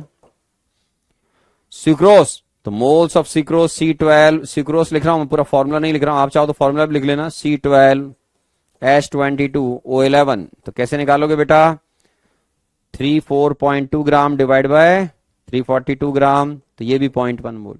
इतने इजी प्रॉब्लम है बेटा, किसी बच्चे ने पूछे कहां डिफिकल्ट प्रॉब्लम, बताओ बच्चों, एक एक लाइन के प्रॉब्लम है, उसमें कई बच्चे बोलते हैं लेवल बढ़ाओ, अरे बिल्कुल बेसिक लेवल के प्रॉब्लम पूछे हैं यार, एक एक लाइन के प्रॉब्लम बच्चा, एक एक आंसर के सॉल्व, है ना। चलिए हो गया। एक और किसी को दिक्कत, एक बच्चे को 2 में भी दिक्कत आ गई, हे भगवान, ए राम राम राम राम राम राम। तो चलिए, तो देखिए मेरे बच्चों 7th और 8th सॉल्व कर दिए, और देख लो, मैं चलो दोनों बताता हूं। एक बच्चा बोलता है कि सर नंबर ऑफ न्यूट्रॉन्स बताओ सर, पहला वाला क्वेश्चन। तो 31p, जो फर्स्ट क्वेश्चन है बेटा, 31p दे रखा है आपको 15, तो इसमें n कितने हैं, 31 माइनस 15 कितने आएंगे बेटा 16, इसमें p कितने हैं 15, तो पहले तो ये मालूम होना चाहिए। आप बोलोगे यस सर, फिर इसमें क्या करोगे बेटा, सबसे पहले आप ही बोलोगे 124 AMU, तो 124 आपको AMU दे रखा है, उसमें बोला नंबर ऑफ न्यूट्रॉन्स निकालो, तो आप आराम से देखो कि P का, ये तो P है, आप बोलोगे हाँ सर ये भी ठीक है, तो आपको 124 AMU दे रखा है, 124 AMU कौन है, P नहीं है, P4 दे रखा है बेटा, क्या दे रखा है P4, तो ये तो इसका एक मॉलिक्यूल हो गया ना, एक एटम का मास 31 AMU, तो 124 क्या हो जाएगा, तो P4 का एटॉमिक मॉलिक्यूलर मास, तो ये हो गया इजी लैंग्वेज में मॉलिक्यूलर मास ऑफ P4, ये हो गया मेरे बच्चों। आप बोलोगे ये भी ठीक है सर, तो अब इसमें क्या निकालने हैं, 31 AMU में कितने इलेक्ट्रॉन है बेटा 16, आप बोलोगे हाँ सर, तो बहुत सिंपल सी बात है कि 124 AMU में कितने हो जाएंगे, इसमें कितने हो जाएंगे इलेक्ट्रॉन्स, तो आप बोलोगे 16 × 4, आप बोलोगे ये भी ठीक है सर, तो 64 आंसर हो जाएगा हमारा। AMU लिखा है बेटा, ग्राम नहीं लिखा है कि आपको मोलर मास यूज करना पड़ेगा, वेरी इजी प्रॉब्लम। 2 पे आओ, एक बच्चे ने पूछा है 10 मोल्स ऑफ CO2 कंटेंट्स, तो यार इतनी सारी प्रॉब्लम करवाई थी मैंने, तो ये तो सारे खत्म, चलिए तो ये भी खत्म। CO2 क्या होता है बेटा, जिस बच्चे ने पूछा है सेकंड नंबर, CO2 क्या है, CO2 आप जो बोलते हो उसमें कार्बन, कार्बन जो है बेटा वो क्या है 12C6, तो आपको याद होना चाहिए कि इसमें N कैसे निकलेंगे 8, P कितने हैं बेटा 6, O क्या लिखते हैं अपन 16O8, अब करो, अब सॉल्व हो जाएगा, ठीक है ना। 10 मोल CO2, तो आपको दिखना चाहिए क्या पूछा है इसमें, 10 moles of CO2 contents, check करो सारे, तो इसमें आप जब चेक करने बैठेंगे तो आपको न्यूट्रॉन प्रोटॉन इलेक्ट्रॉन सब चेक करने पड़ेंगे, आराम आराम से कर लो, ठीक है। अब क्या दिक्कत है बताओ, ठीक है, चलिए हो गए सारे सॉल्व। क्वेश्चन नंबर 6 क्लास में करवाया था मैंने, जो बच्चा पूछ रहा है क्लास में आया था ये, यस और नो बच्चों, क्लास में आया था, चलिए फिनिश, क्लास 6 में आ गया था बेटा, ठीक है ना, ओके। एक बच्चे ने 5 भी पूछा है, तो सारे प्रॉब्लम हो गए। तो फिर तो 5 क्या है बेटा, 5 में number of electrons 11.5 gram Na। तो बेटा मोल्स निकाल लो, पहले मोल्स ऑफ Na निकालो, या Na प्लस कैसे निकालोगे, 11.5 ग्राम मास दे रखा है, डिवाइड बाय 23। तो मेरे पास कितने मोल्स आ गए बेटा, 0.5 मोल हो गए। इलेक्ट्रॉन के मास को हम नेग्लेक्ट करते हैं, ऐसा सिखाया था मैंने आपको। अब क्या पूछा गया, नंबर ऑफ इलेक्ट्रॉन्स Na क्या होता है बेटा, 11 Na23। ठीक है, इसमें इसको जब Na प्लस में कन्वर्ट करोगे तो इसमें इलेक्ट्रॉन एक कम हो जाएगा बेटा, सिखाया था क्लास के अंदर। इसमें प्रोटॉन कितने हैं, 11, इलेक्ट्रॉन कितने हैं, 11, न्यूट्रॉन कितने हैं बेटा, 12। एक इलेक्ट्रॉन माइनस, यहां पर प्लस इलेक्ट्रॉन, तो इसमें इलेक्ट्रॉन एक कम हो गया, तो इसमें इलेक्ट्रॉन कितने हो गए बेटा, 10। तो first of all just calculate number of moles of Na।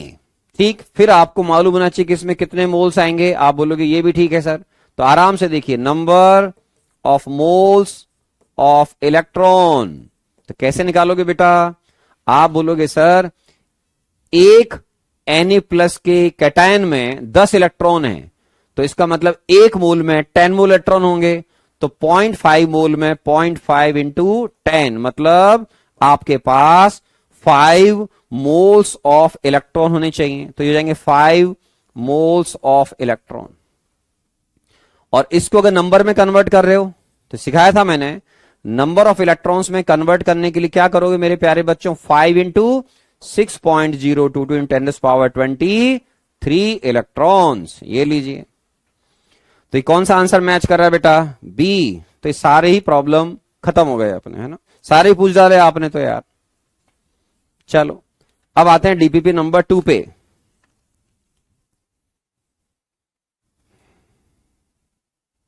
ठीक है ना, ओके। अब डीपीपी नंबर 2 पे आते हैं बेटा।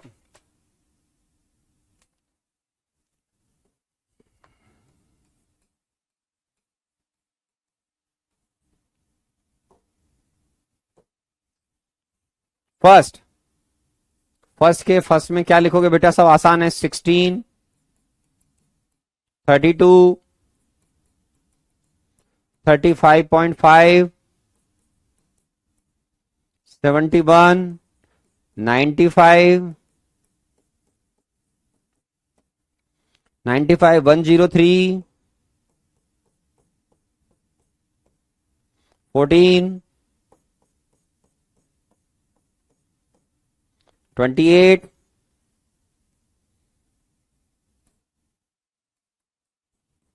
9, 14, 10, 14 डिवाइड बाय Na कर दीजिए, 6.022 इंटू ऐसे लिख दीजिए, एक ही बात है, 14 डिवाइड बाय Na लिख दूं। सब इजी प्रॉब्लम थे। अब आते हैं सेकंड क्वेश्चन पे। सेकंड का आंसर है मेरे बच्चों डी, थर्ड का आंसर डी, फोर्थ का आंसर ए, फिफ्थ का आंसर सी, सिक्स का आंसर डी, सेवंथ का आंसर सी, एट्थ का आंसर सी, नाइन्थ का आंसर, चेक कर रहा हूं बच्चों, नाइन्थ का आंसर मेरे पास बी लिखा हुआ है, तो एट्थ का सी, नाइन्थ का बी, ओके। टेंथ, टेंथ में अलग अलग पार्ट है बेटा, तो फर्स्ट पार्ट में 2 मोल्स, ठीक है ना, सेकंड में मोल्स ऑफ हाइड्रोजन 4, थर्ड ये कितना आएगा 2, fourth, fifth, six, 8 into Avogadro number,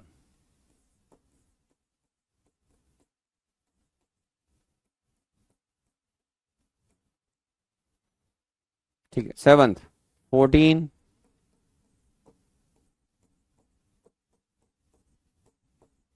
सारे फंडामेंटल क्वेश्चन से आराम से आंसर नोट कर लें मेरे बच्चों, देख लें, all correct, very good. Sir what do mean by gram formula? अरे बताया था बेटा, ग्राम फॉर्मूला जो होता है वो आयनिक कंपाउंड के लिए होता है। किसके लिए होता है? आयनिक कंपाउंड के लिए बेटा, है ना। हम जो भी आयनिक कंपाउंड होता है, जैसे मान लो कार्बोनेट आयन है, Cl- है Na+ है, तो उनके लिए मोलर मास की जगह आप ग्राम फॉर्मूला मास भी बोल सकते हैं, है ना। जैसे एटम के लिए ग्राम एटॉमिक वेट, मॉलिक्यूल के लिए मॉलिक्यूलर, है ना। ठीक है, ऑल करेक्ट, वेरी गुड, बहुत बढ़िया। ठीक है, एट्थ का आंसर सी लिखा है मेरे पास। हाँ बेटा, एट्थ का आंसर सी तो लिख रहा है, सही तो है, एट्थ का आंसर सी है ना। चलिए, कोई दिक्कत तो नहीं है, सारे करेक्ट हैं, very good very good very good. Okay, लिख लें, सारे आंसर लिख लें।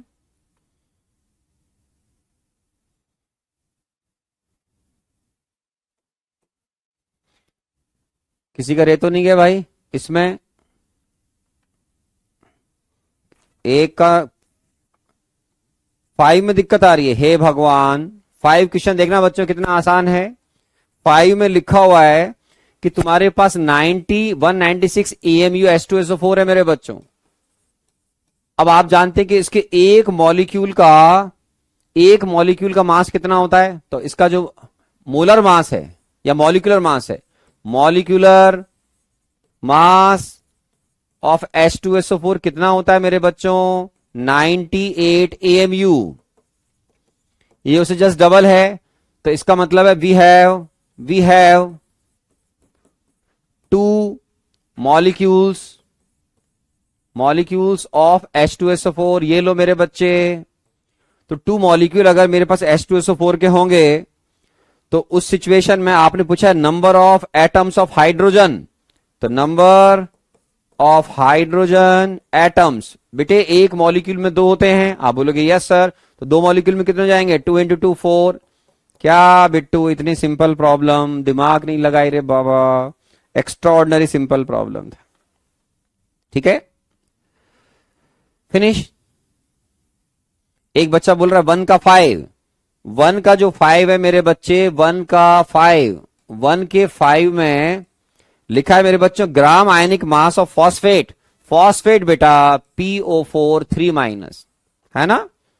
तो आयनिक का मतलब ग्राम आयनिक मास या ग्राम फॉर्मूला मास भी बोल सकते हैं।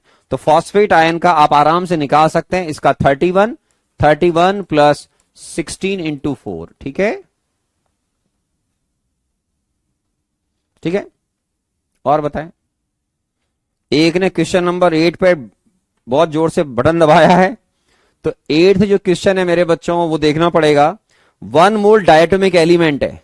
अब देखो 1 मोल मेरे पास X2 है, बहुत बढ़िया। X2 में 30 मोल्स इलेक्ट्रॉन है, या 30 मोल्स जो है वो कौन है? इलेक्ट्रॉन है, ठीक है। 62 मोल इसमें कौन है मेरे बच्चों? आप बोलोगे इसमें न्यूट्रॉन्स हैं, बहुत बढ़िया। इसका आइसोटोपिक फॉर्मूला निकालना है। तो पहली बात देखो, अगर X2 में, जिस भी बच्चे ने पूछा है बहुत जोर से पूछा, उसने बहुत बार लिखा, तो आराम से देखना। X2 में अगर ये है तो X में निकाल लो मेरे बच्चों, तो X में आधे हो जाएंगे। तो 1 मोल अगर आप मेरे प्यारे बच्चों X लोगे तो उसमें डिवाइड करो, 15 मोल मेरे बच्चों उसमें इलेक्ट्रॉन हो जाएंगे, 31 मोल उसमें न्यूट्रॉन हो जाएंगे, और क्योंकि न्यूट्रल है तो इसी में 15 मोल इसमें प्रोटॉन भी होंगे मेरे बच्चों। ठीक है, अब आप N+P जोड़ दो, ये क्या होता है मेरे बच्चों? Mass number. तो मास नंबर कितना हो गया बेटा? 15 + 31 कितना आएगा? 46। तो इसका मतलब जो X है उसके अंदर 15 प्रोटॉन है। आप बोलोगे yes, atomic number. Mass number is sum of N+P 46। तो चेक करो कौन सा आंसर मैच कर रहा है बेटा, C answer. Very fundamental good problem, ठीक है ना। चलिए, ऐसे एक बच्चे ने बोला 1 का 6, तो gram formula of sodium bromate. बेटा 1 का जो 6 है वो आपसे पूछ रहा है NaBr, आयनिक कंपाउंड है। तो आयनिक जो कंपाउंड होता है उसके लिए मेरे बच्चों आयनिक कंपाउंड के लिए आप मोलर जो मास है, आयनिक कंपाउंड के लिए बेटा मोलर मास को ही हम चाहें तो मोलर मास को हम यहां पे और एक वर्ड यूज करते हैं, gram formula mass. Gram formula mass, और अगर आयन हो तो आप ग्राम आयनिक मास भी बोल सकते हैं। तो आयनिक जो कंपाउंड होते हैं मेरे बच्चों, फॉर एग्जाम्पल NaBr, NaCl, इस तरीके से लिखा हुआ आपको एग्जाम में Na2CO3, ठीक है, ये सब आयनिक कंपाउंड है। तो NaBr को जोड़ना पड़ेगा बेटा, सोडियम 23 Br 80, ठीक है, तो 103 हो जाएगा। तो सारे इससे सॉल्व हो जाएंगे। हो गया फर्स्ट क्लास क्वेश्चन नंबर 8 भी सॉल्व हो गया मेरे बच्चों, ठीक है, सारे सॉल्व हो गए। एक बच्चा थर्ड पूछ रहा है, रुको रुको रुको, थर्ड पूछ रहा है एक बच्चा, ये भी इजी क्वेश्चन था बेटा। थर्ड, टेलुराइड आयन जेड दे रखा है मेरे बच्चों। अरे यार, तो टीई दे रखा है ना, टी में मेरे बच्चे जेड दे रखा है, मतलब इसका एटम नंबर 52 है। आप बोलोगे ठीक है, तो इसमें प्रोटॉन कितने हो गए 52, इसमें इलेक्ट्रॉन कितने हो गए बेटा 52। अब इसको जब तू एनायन में कन्वर्ट करेगा तो कॉमन सेंस तो लगा थोड़ा सा, T2 माइनस, तो इसका मतलब होता है कि इसमें जो इलेक्ट्रॉन्स हैं ये एनायन है। क्या बोलते हैं बेटा एनायन, क्लास में शुरू में बताया था। तो इस एनायन में जो इलेक्ट्रॉन्स हैं वो न्यूट्रल एटम के कंपैरिजन में 2 ज्यादा हो जाएंगे। क्यों? क्योंकि टी में जब आप 2 इलेक्ट्रॉन ऐड करोगे तब एनायन बनता है। तो इसमें इलेक्ट्रॉन्स कितने हो जाएंगे बेटा 54। तो इसमें इलेक्ट्रॉन्स हो जाएंगे मेरे बच्चों 54। एक ने क्या पूछा 9। हे भगवान, इतने इजी क्वेश्चन पूछ रहे हो, मेहनत कम कर रहे हो मेरे लाल। ओ मेरे जिगर के टुकड़ों, थोड़ी मेहनत और कर लो। 9th, number of atoms present in 64 gram of O2। तो सबसे पहले मेरे बच्चों number of moles of O2 निकाल लो। तो ये कितने हो जाएंगे बेटा 64 डिवाइड बाय 32, तो मेरे बच्चों ये आ जाएंगे 2 मोल्स। तो मेरे पास O2 के कितने मोल्स आ गए बेटा, आप बोलोगे 2 आ गए सर, ठीक है। अब इसमें नंबर ऑफ ऑक्सीजन, अगर मैं एटम्स की बात करूं तो मैं स्टेप बाय स्टेप बताता हूं आपको। नंबर ऑफ मोल्स ऑफ, अगर मैं O पूछता, O का मतलब होता है ये एटम है, ये आपको आना चाहिए अब आज की तारीख में इतना पढ़ाने के बाद। तो आप क्या करोगे, इसको 2 इंटू 2 4 हो जाएंगे बेटा, ये भी ठीक है। अब आपने पूछे नंबर ऑफ एटम्स, तो नंबर ऑफ ऑक्सीजन एटम्स, तो आपको सिखाया था मैंने कि मोल्स को जब नंबर में कन्वर्ट करोगे बेटा तो 4 को मल्टीप्लाई करना किससे, एवोगैड्रो नंबर से 6.022, या आपको जो मैंने सिखा रखा है Na लिख दो शॉर्टकट में, चाहो तो Na भी लिख सकते हैं। इसकी वैल्यू बताई थी मैंने 6.022 10⁻23। सारी चीजें एक एक एग्जाम्पल सिखाई थी। जो भी बच्चा पूछ रहा है इसका मतलब बिल्कुल मेहनत नहीं कर रहे हैं, टाइम पास कर रहे हैं बेसिकली, ये साफ दिख रहा है, they are wasting their time. मैंने एक एक चीज सिखाई थी, कैटायन, एनायन, एलिमेंट, कंपाउंड, सारे प्रॉब्लम एक एक चीज देखी, एक्स्ट्रा ऑर्डिनरी इजी प्रॉब्लम्स नहीं तो आपको सिखाए थे मैंने, पर आपने शायद ध्यान नहीं दिया उन चीजों पे। तो पहले मैंने जो इलस्ट्रेशंस कराए उनको आप सॉल्व कर लीजिएगा, ठीक है। तो ये सारे के सारे प्रॉब्लम्स हमारे मेरे बच्चों सॉल्व हो गए, ठीक है, फाइन। एक बच्चा सेकंड भी पूछ रहा है, बताओ सेकंड जो प्रॉब्लम है आपको जो दे रखा है आरबी 85 है, ठीक है, ऑप्शंस दे रखे हैं उसके अकॉर्डिंग 37 आरबी भी इसमें दे रखा है। तो आपसे पूछ रहा है कि sir same number of neutrons, तो इसमें न्यूट्रॉन्स कितने होंगे बेटा 85 माइनस 37, ठीक है। ये किससे मैच करेंगे वो आप देख लो, तो स्ट्रॉन्शियम से मैच कर जाएंगे, ठीक है। चेक कर लो मेरे बच्चों मैच कर रहे हैं कि नहीं कर रहे, चेक कर लो, है ना। तो आप बोलोगे ठीक है सर, आप बोल रहे तो मान लेते हैं, तो इसमें कितने आ जाएंगे, आप बोलोगे सर सॉल्व कर लो मेरे बच्चों, ठीक। और आपके पास अब इन चारों में से मैच कराओगे तो स्ट्रॉन्शियम को देखो, स्ट्रॉन्शियम में क्या है बेटा 86 और ये कितना है 38। तो इसमें इलेक्ट्रॉन्स कैसे निकलेंगे बेटा, इलेक्ट्रॉन्स निकालने के न्यूट्रॉन्स निकालना बेटा, चेक करता हूं नंबर ऑफ न्यूट्रॉन्स, ठीक है, इलेक्ट्रॉन 38, प्रोटॉन भी 38, न्यूट्रॉन्स कैसे निकलेंगे बेटा 86 माइनस 38। आप बोलोगे ठीक है सर, तो यहां पर ये आपके पास कितने आ जाएंगे मेरे बच्चों, आप बोलोगे सर ये आपके पास 48 हो रहे हैं। अब यहां भी चेक कर लो मेरे बच्चों, ठीक है, तो ये आपके पास कितने हो रहे हैं 48, ये भी कितने हो रहे हैं चेक करो, ये भी एक कम वो भी एक कम, तो ये भी आ रहे हैं सेम, ठीक है। चलिए, तो सारे ही जो प्रॉब्लम्स थे हमारे मेरे बच्चों वो फिनिश हो गए। अगली क्लास में मैं डीपीपी नंबर 3 देख लेता हूं, तो आप नेक्स्ट क्लास में अभी देख लेता हूं मैं, ये प्रॉब्लम सॉल्व कर पाएंगे, हाँ सॉल्व कर पाएंगे। तो नेक्स्ट क्लास में आप डीपीपी नंबर 3 करके लाओ मेरे बच्चों, होमवर्क डीपीपी नंबर 3, ये आपका नेक्स्ट क्लास का होमवर्क है मेरे बच्चों। पढ़ाई करो, कुछ बच्चों के डाउट्स, बहुत इजी प्रॉब्लम्स क्या है मेरे बच्चों, तो घबराए नहीं, पढ़ाई करते रहें, ठीक है। चलिए ठीक है, और किसी का आया 1 का 10th पूछा है, भगवान अब ट्यूबलाइट जली बेटा तेरी। 1 का इतना टाइम दिया मैंने, 1 का 10 भी देख लेते हैं बच्चों। 1 के 10 में 10, 1 का gram is the 1 atom of क्या दे रखा है, नाइट्रोजन। तो नाइट्रोजन के 1 एटम का मास होता है बेटा 14 AMU। क्या होता है, 14 AMU। और मैंने बताया था कि 1 AMU की जो वैल्यू होती है वो 6 पॉइंट, ये 1 एटम का मास है बेटा, है ना। 1 मोल का मास होता है 14 ग्राम। ये होता है mass of 1 mole of nitrogen, ऐसे भी लिखते हैं। तो आपको पूछा है उन्होंने 1 एटम का मास बताओ, तो ये 1 मोल का मास है, तो 1 एटम का मास निकालो बच्चों की तरह। मास ऑफ 1 एटम कैसे निकालोगे बेटा, 14 डिवाइड बाय आप जानते हैं 1 मोल में कितने पार्टिकल होते हैं, तो एक पार्टिकल 1 मोल में 6.022 इंटू 10⁻23 होते हैं बेटा। तो 1 एटम का मास कितना हो जाएगा, 14 डिवाइड बाय दिस, ये आपका आंसर हो जाएगा। 14 gram is the molar mass of N. ठीक है बेटा, बेसिक्स को रिवाइज करें, आपको रिवाइज करना पड़ेगा। बेसिक्स बहुत पुअर साइड पर हैं, हार्ड वर्क नहीं कर रहे हो आप लोग, ऐसे जेई मैन नहीं निकलेगा। ठीक है, तो मेरे जो नोट्स हैं, मैंने जो आपको एग्जाम्पल कराए उनको रिवाइज करिए। ठीक है, थैंक यू।